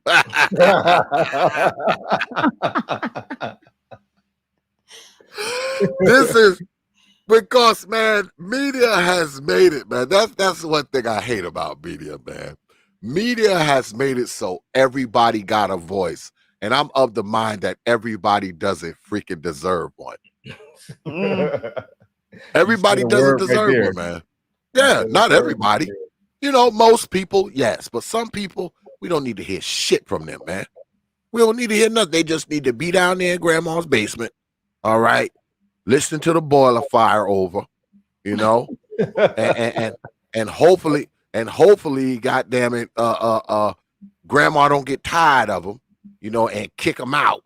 And now they just wander in the streets. You know, that be those crazy people. You ever see those crazy dudes when you're riding around and they just like on the corner and they crazy and they yelling at traffic and, you know, they got on 9 coats in August. You know, it's August. They got on 9 jackets. That be them dudes, man. That be them dudes that grandma, mama done finally got tired of their asses. All right. They 40 years old. She want them the hell out because motherfucker had a job ever. So she kicks him out. He loses his mind. And now he's standing on the corner with goddamn 9 coats on. And it's 110 degrees in the middle of August. He ain't even sweating. He got a shopping cart full of junk. And he's standing on the corner yelling at traffic. I mean, these are those dudes, man. You know that's where these dudes come from. It's not like these dudes have escaped from a mental institution. No, these ain't escapees from a mental institution. It's some of these motherfuckers that's on YouTube. Oh, those crazy people that you standing on the corner, that used to be dudes that used to be on YouTube trolling you and shit with the faceless avatar. That's them. That is them, man. I'm telling you, it's them. If you was to probe, you find one of those crazy dudes and probe his mind, I guarantee you he used to be a faceless avatar on YouTube, talking shit and trolling folks. But mom finally got tired of him. Mom said, you got to get out. You 45. It's time to leave. And guess what? He ain't had a job ever. So, of course, he don't know how to take care of himself. So he's just wandering the streets. And the next thing you know, he loses his mind. And now he's just a crazy person just walking around, you know, because he done sold that computer or iPhone or whatever he had to try to give him something to eat. So now he's just wandering the street with 9 coats on and shit, living underneath the train trestle type shit. I'm telling you, man. I mean, that's where a lot of these people are headed. That's where a lot of them are headed. And then he'll blame his mom for throwing him out. Yeah. Because she was a single mom and she didn't teach him how to do shit. Yeah. Mom didn't teach me anything. How old are you? 42. What? 42? It's all her fault. Yeah. They'll be saying that, man. I'm telling you. I mean, it's crazy that, you know, what you start to see. One thing I discovered, and you know, I haven't been on media that long. I've had this YouTube page for maybe 5 or 6 years, because before I did this, I was actually in radio. All right. I did radio before I did YouTube. Right. Mm-hmm. And radio is different.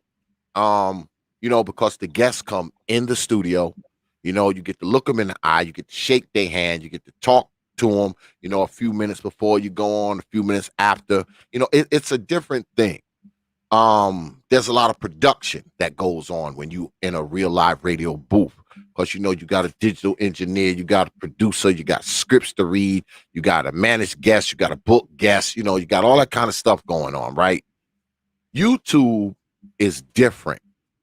All you got to do is turn on the mic, turn on the camera, and now you own the air.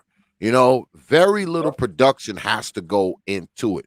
Now, of course, brothers have production, you know, because we got mics and mix boards and fancy computers and all this kind of nonsense and streaming software. But it's basically just turning on the camera, turning on the mic, and you talking. Yep. You're talking, you know, and now it's to the point where everybody's talking.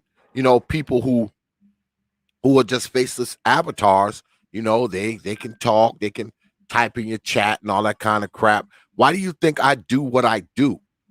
I used to drop my link in the chat. I don't do that anymore. I don't even do that anymore. You want to come up here, you got to send me an email. And that email I better recognize. When I hover over it with my pointer, a name better come up that I put in as a contact. Or you don't come on my shit. No. I do not blame you for that. No. You don't come on my shit. I'm not even going to bother sending you the link, because if you one of them dumbasses, I send you the link, you'll give it to somebody that I know I don't want on here. You're going to do that. So the people that I bring on, I give them the link. And if somebody pop up on my shit that I don't want on here, I know who gave it to them. I know who did it. That's why I do it the way I do it. Right. That's why. Because Negroes act like fools. All right. And they disrespectful as hell. Some disrespectful ass people up on here. And I ain't tolerating that disrespect. Not on my shit. Go somewhere else with it. I said it a long time ago. I'm willing to lose numbers to make sure there's order in my court. I don't care if it's only 3 people in here. As long as it's orderly, it'll be the most orderly 3 people you've ever seen. I don't have a problem with that at all. But it don't look like nobody's trying to come up. Shout out to brother DUG, the moderator of the damn year, right there, for the first manosphere marriage.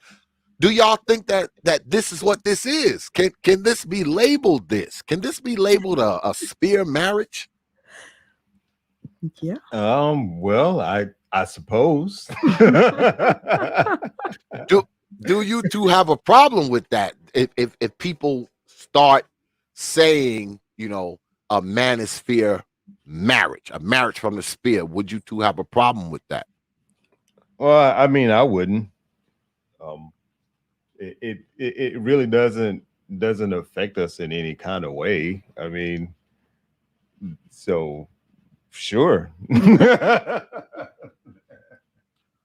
So I know I don't see brother Curlin too many places, but of course I see Lady Danielle in places. So are you going to continue to be in the same places? Now that you're married to brother Curlin, am I still going to see you in those, you know, in those places, coming up on those panels, talking to those brothers? Are you still going to continue to do that? Probably not as much. To be honest, I really don't have any reason to argue with another man about his views. And I think the stakes change when you're married, and I think it does something to your mental health when you go to a panel and you have different views and people feel like they have to oppose it, and the way they come at you. It would be a difference if it was a honest and a calm discussion. But if I go to your panel and you get mad at that, I don't agree with something you said, and you calling me out my name and this, that, and the third, I don't really want to continue to put Curlin in a position to want to defend me or make him feel some type of way, or even me feeling some type of way when I go up there and somebody curses me and then I curse them back out, or stuff like that. I really don't want to continue to do that part of it. So if if I feel like the conversations are respectful, then as a content creator, sure, I'll go through some, but I'll try to do it to where I know the content creator and the person who's running their show, they actually have some control over their show and their panels. Yeah, but you know what I said. It was something that you just kind of had to go through. Yeah, because like from my perspective, like she could hop on and contribute to the discussion, and they would oppose her by default. And then 10 minutes later, someone else can say the exact same goddamn thing, and everybody goes. And I was like, she gonna get tired of that shit after a while. And that's kind of where she is with it. So, excuse me. Yeah, I mean, it didn't really bother me too much anyway, because I understand that getting your name out there and keeping your name out there is part of what comes with doing content, And at the end of the day, it's about what our goals and dreams are, you know what I'm saying, and how we're going to accomplish it. So, brother Curlin, do you have a problem with her having male guests on her stream? Is that a problem for you? No, it doesn't bother me. Like if it's somebody big, the first thing she'll do is hit me up and be like, "Babe, I can get such and such on our show," and she'd tell me the name, and I'll be like, "Hell yeah, let's go, let's get it." Okay. Yeah, it doesn't bother me at all. So, well, it seemed like you two have a level of understanding, that many of us don't really have. We ain't really aware of. We don't realize that exists. In the Black world. So it's probably a kind of odd to some people, to see that you guys, have gotten together. Me, it doesn't seem odd at all. It just seems magnificent. But to some people, it probably seems kind of odd. They probably can't get their heads wrapped around it because they can't get their heads wrapped around anything that's outside the fantasy world of YouTube. So if it didn't happen on YouTube, it didn't happen. That's kind of where we are. It has to happen on YouTube. I didn't see it. Yep. And everybody's screaming receipts. Like, come on, man, get out of here. You know what else? You know what else though, X? Another thing that I noticed is that people will kind of typecast you, so to speak, and put you in a certain box.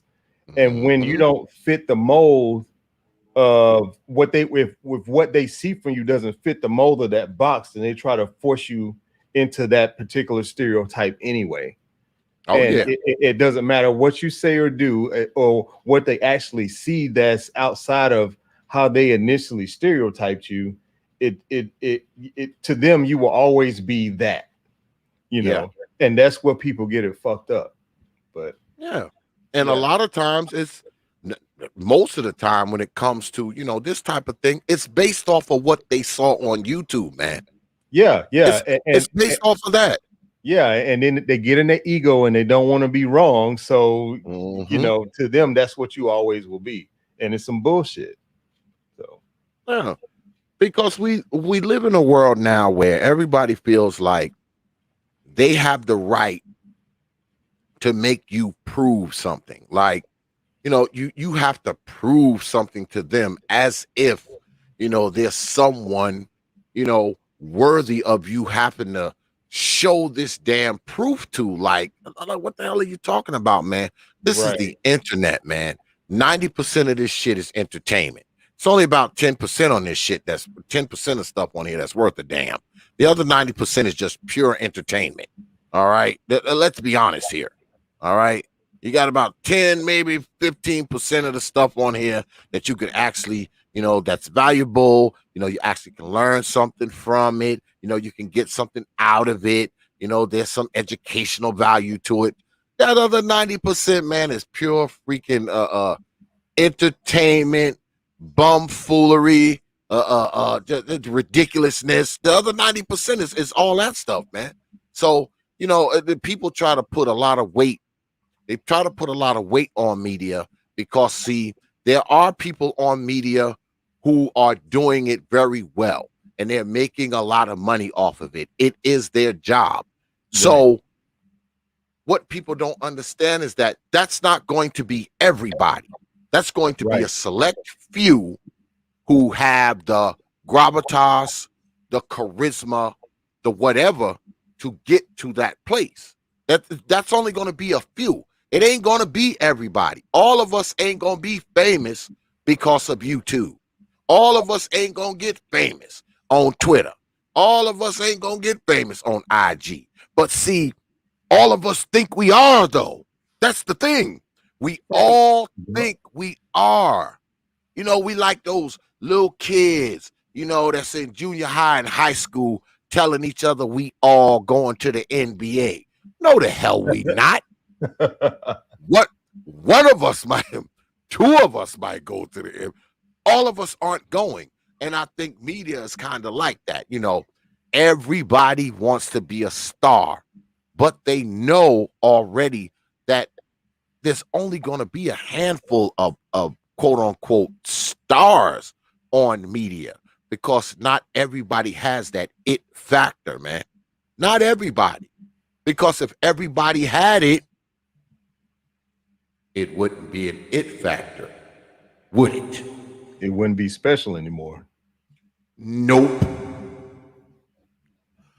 But look, it don't look like none of these folks want to come up here. They scared to ask questions. God damn it.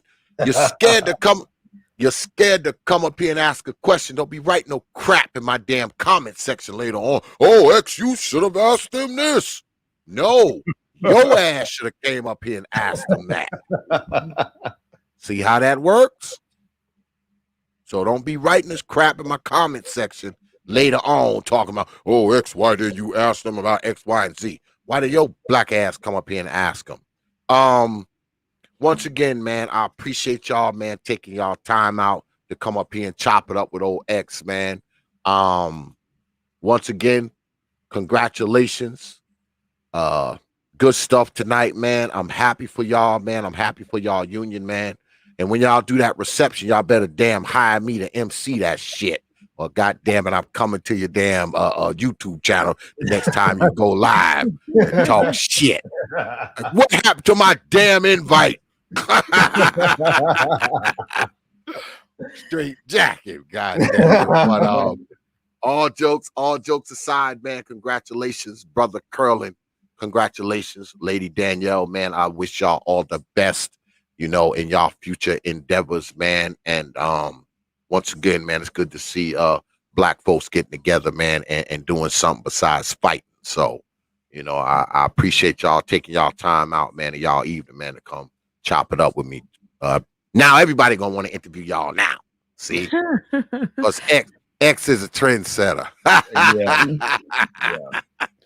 But we most definitely appreciate it. Like I was telling Colonel, I was like, this is actually something that we'll have for a very long time and to be able to come back and listen to, Right.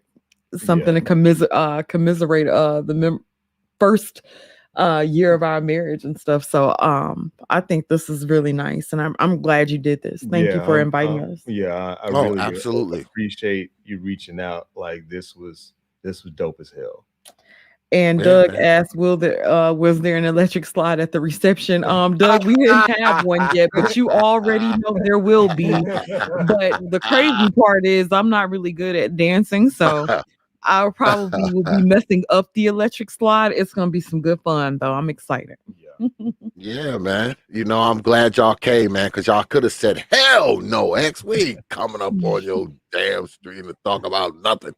But y'all came through, man, and y'all answered the questions, and maybe, and I'll close with this. Maybe, just maybe, people will see y'all too.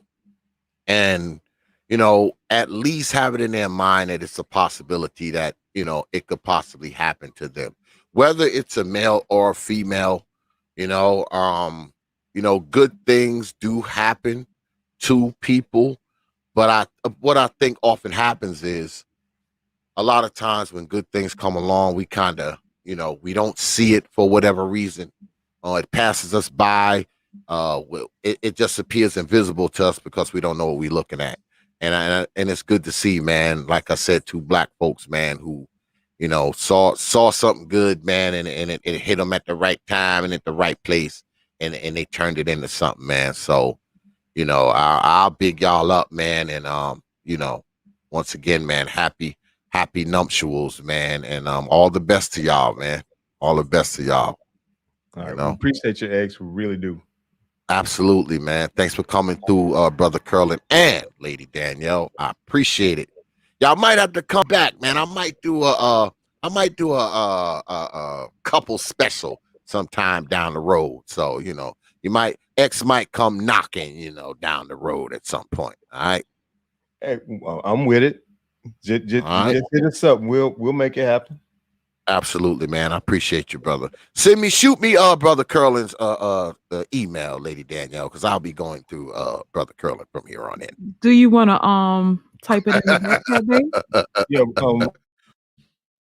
I'll be going through brother Curlin from here on in.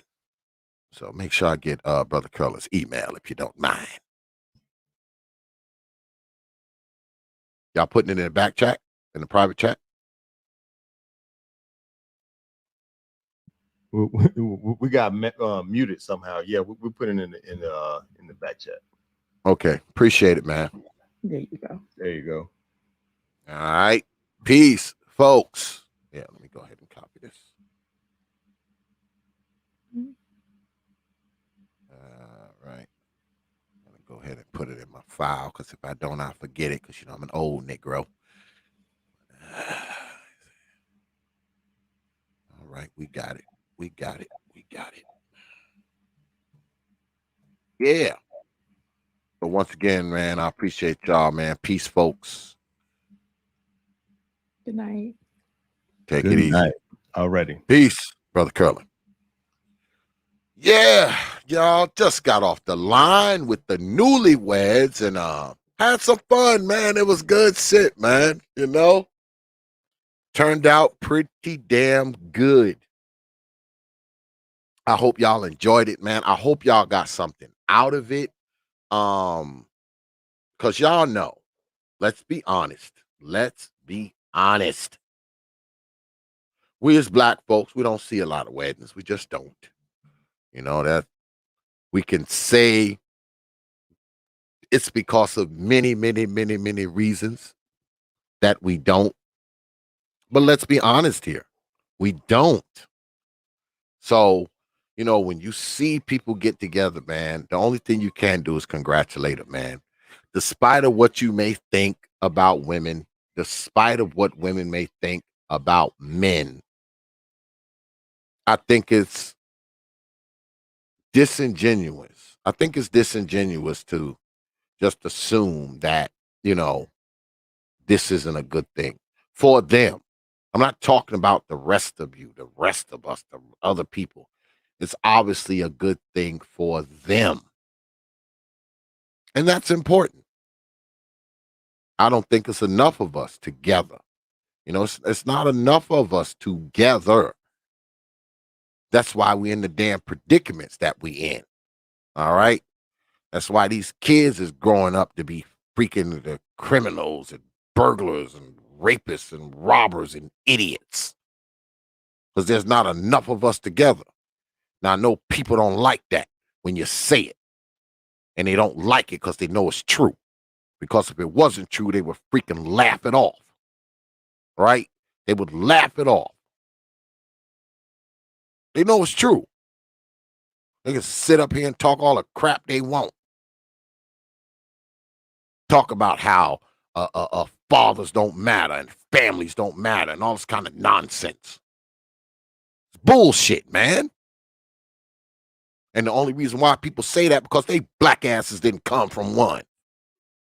They came from goddamn dysfunction. Old mama was a drunk, smoked crack, loved chasing penises. Didn't know they damn father. Father never did shit for them. Never taught them anything. So what did they do? They grew up products of prison and drugs and crime and shooting and all this kind of nonsense. Just to look up to be 30, 40, 50 years old. A life of nothing. Useless. And come up here and try to tell people what life is about. Motherfuckers don't have nothing. No investments, no money, no ownership of anything. Only thing they got is ownership of that bullshit ass ideology that they try to preach to everybody up here.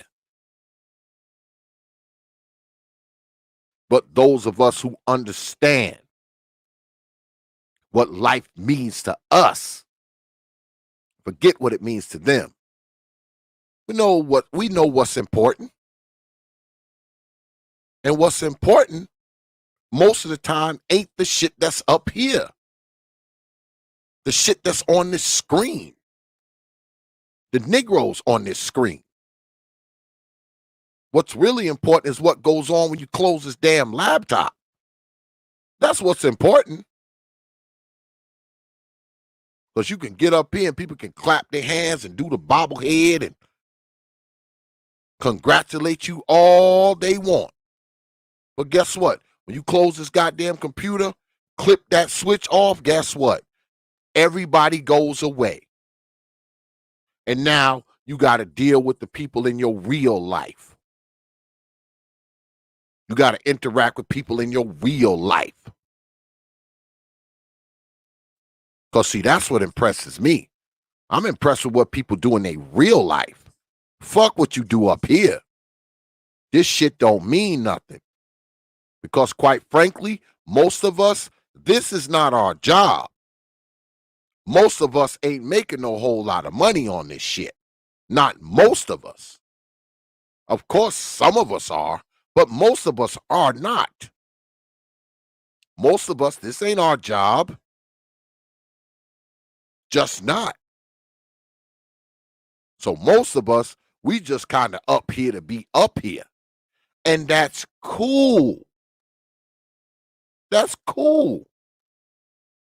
But what's going on in your real fucking life? What are you really accomplishing? What are you really doing?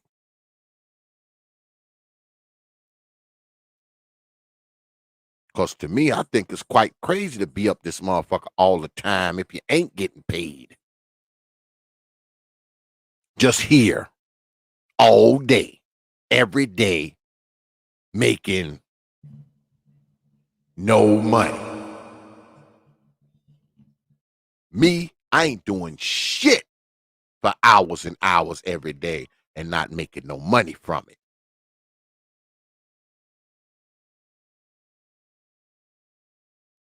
All I know is this. A lot of times, when we up here, we ain't just entertaining you. We entertaining ourselves too. I believe.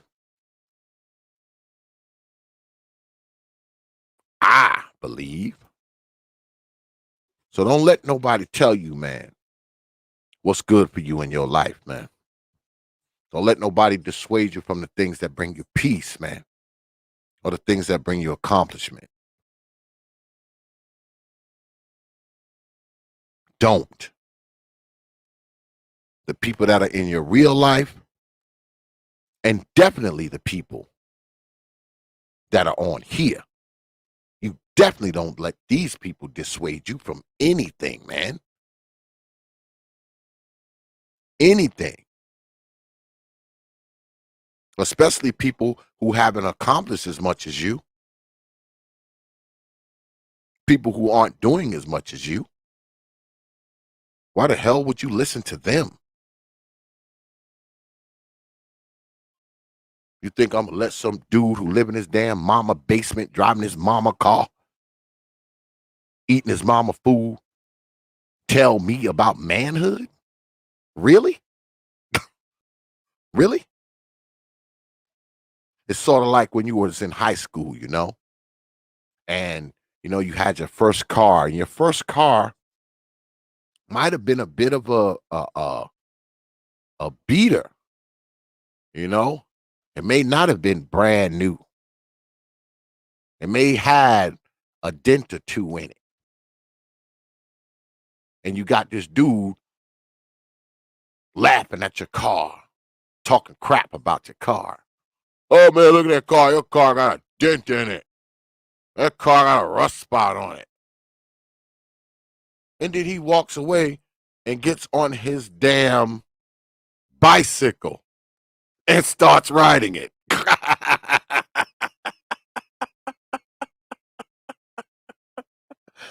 Now, here he is riding a bike, but he's talking crap about your car.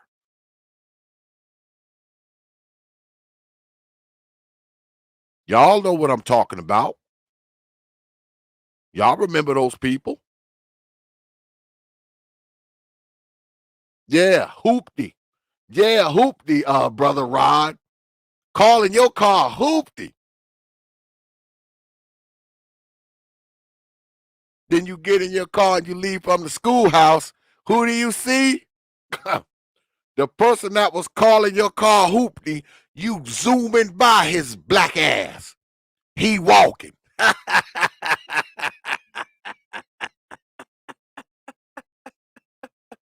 That's how the internet is sometimes, man. You got these dudes telling you about life. These motherfuckers don't own shit. A lot of these motherfuckers don't work. Motherfucker don't own a crib. Motherfucker don't own a car. Nothing. But they giving you these long ass fucking soliloquies about manhood, about what you should do. And what?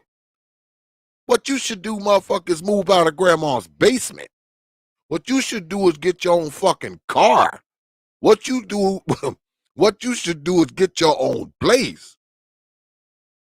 Go make you some money, Negro. While you standing up here telling everybody else about life. Shit. Cause if fucking grandma kicked your ass out of that cellar, you now become the crazy dude standing on the side of the road yelling at traffic.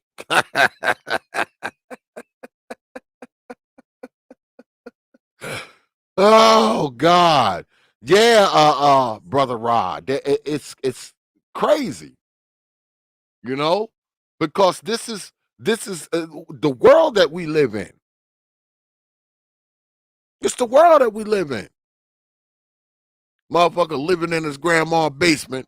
Motherfucker don't own a car. Ain't worked in 10 years. Telling you broke. Yeah, he telling you broke. What?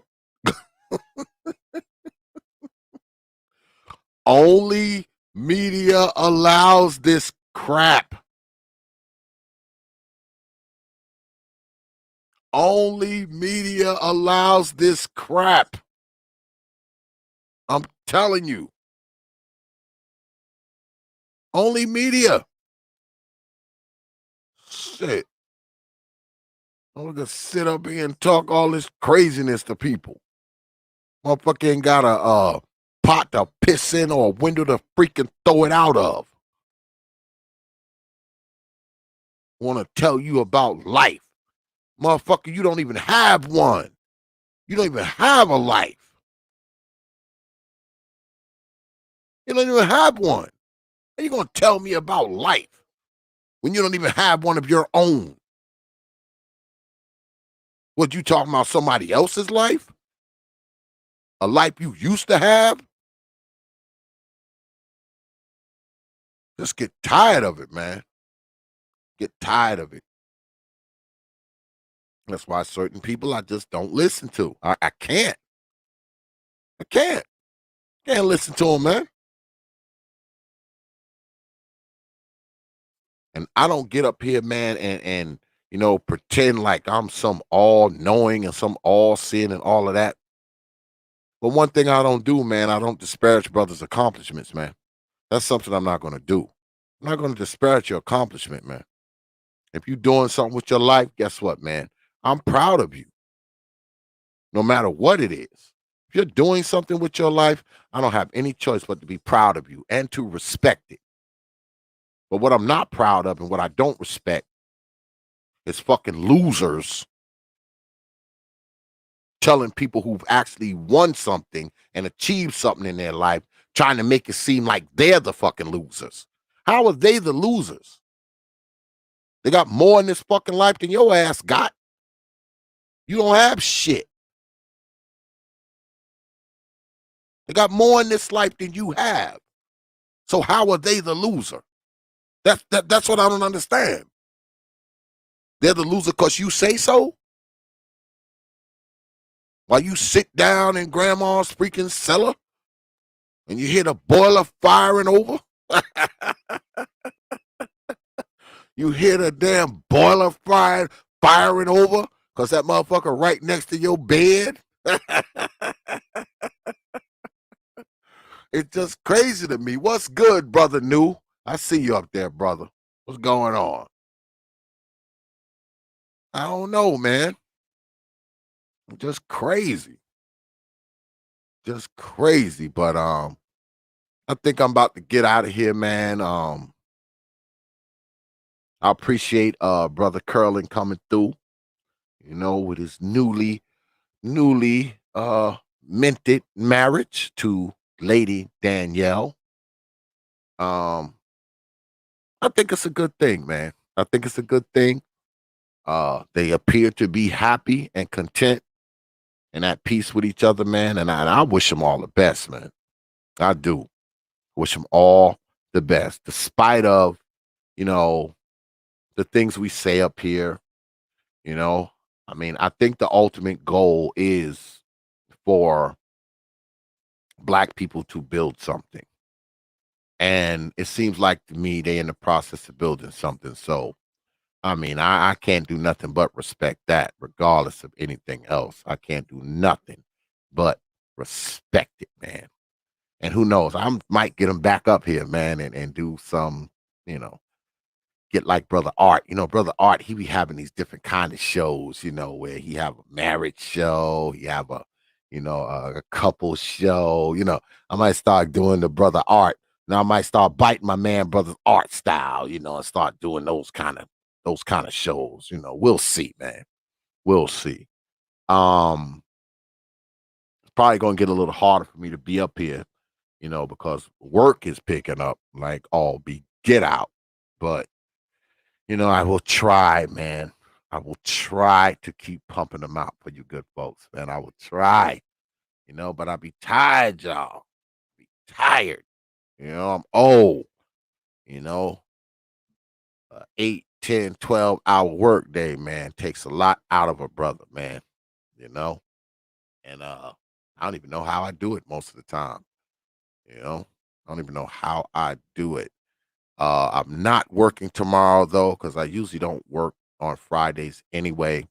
But I do have to get up early because I have something important, very important to do. Um, yeah, I have something very important to do in the morning. It has nothing to do with work, but I mean, I usually take Fridays off. Um, but we do have a couple of shows tomorrow, good folks. So I'm gonna go ahead and hit y'all in the head once again with T.P.O.T's programming notes. Yeah, give y'all this last reminder before I get up out of here. Tomorrow, 9 p.m. Eastern time, the one and only Sir Ism will be in the house, and he's coming in here, man, with his Macosphere, thing, man, and we gonna chop it up, man, and y'all know Brother Ism is somewhat hilarious. The brother's hilarious to me, boy. I'm telling you, he got me cracking up. So he'll be here tomorrow, man, 9 p.m. Eastern time, right here on the T.P.O.T YouTube page. You know. Then, right after that, 11 p.m. Eastern time, Brother M.O.T.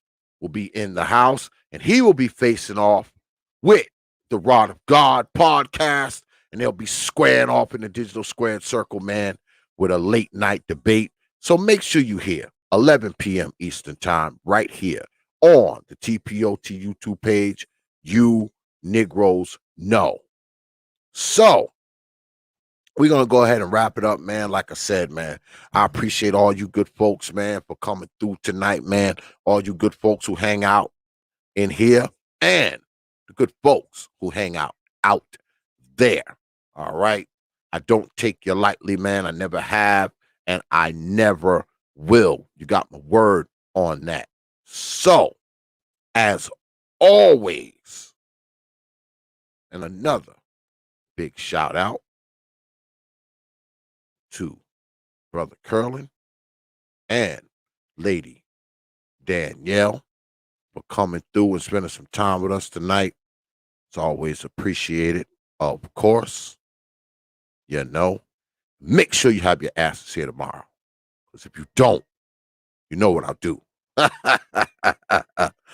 But with that, I will leave you good folks with 3 words you know, like I always do.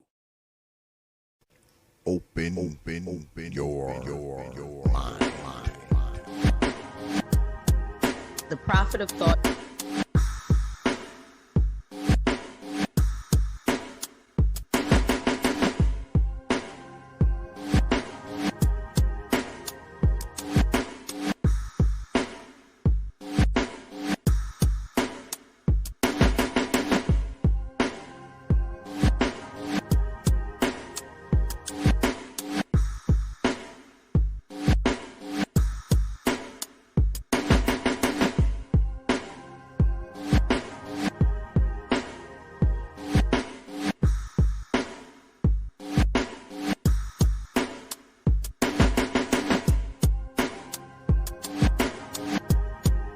The Prophet of Thought.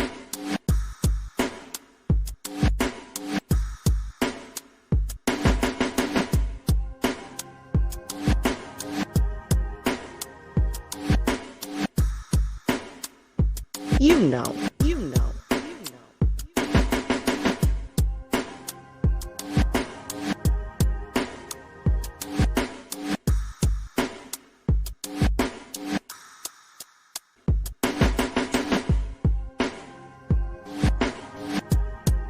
The Prophet of Thought.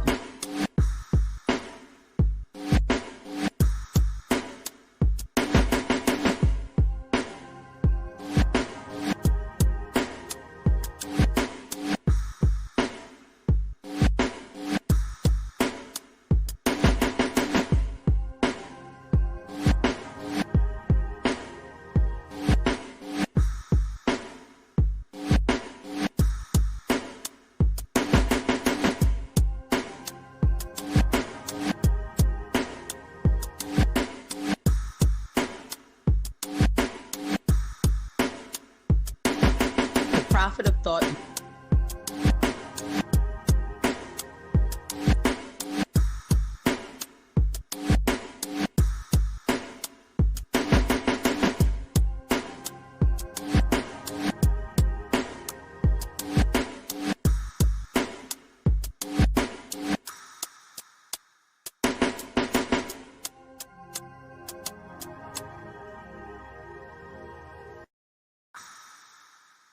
Open your mind. Open your mind. Open your mind. Open your mind. Open your mind. Open your mind.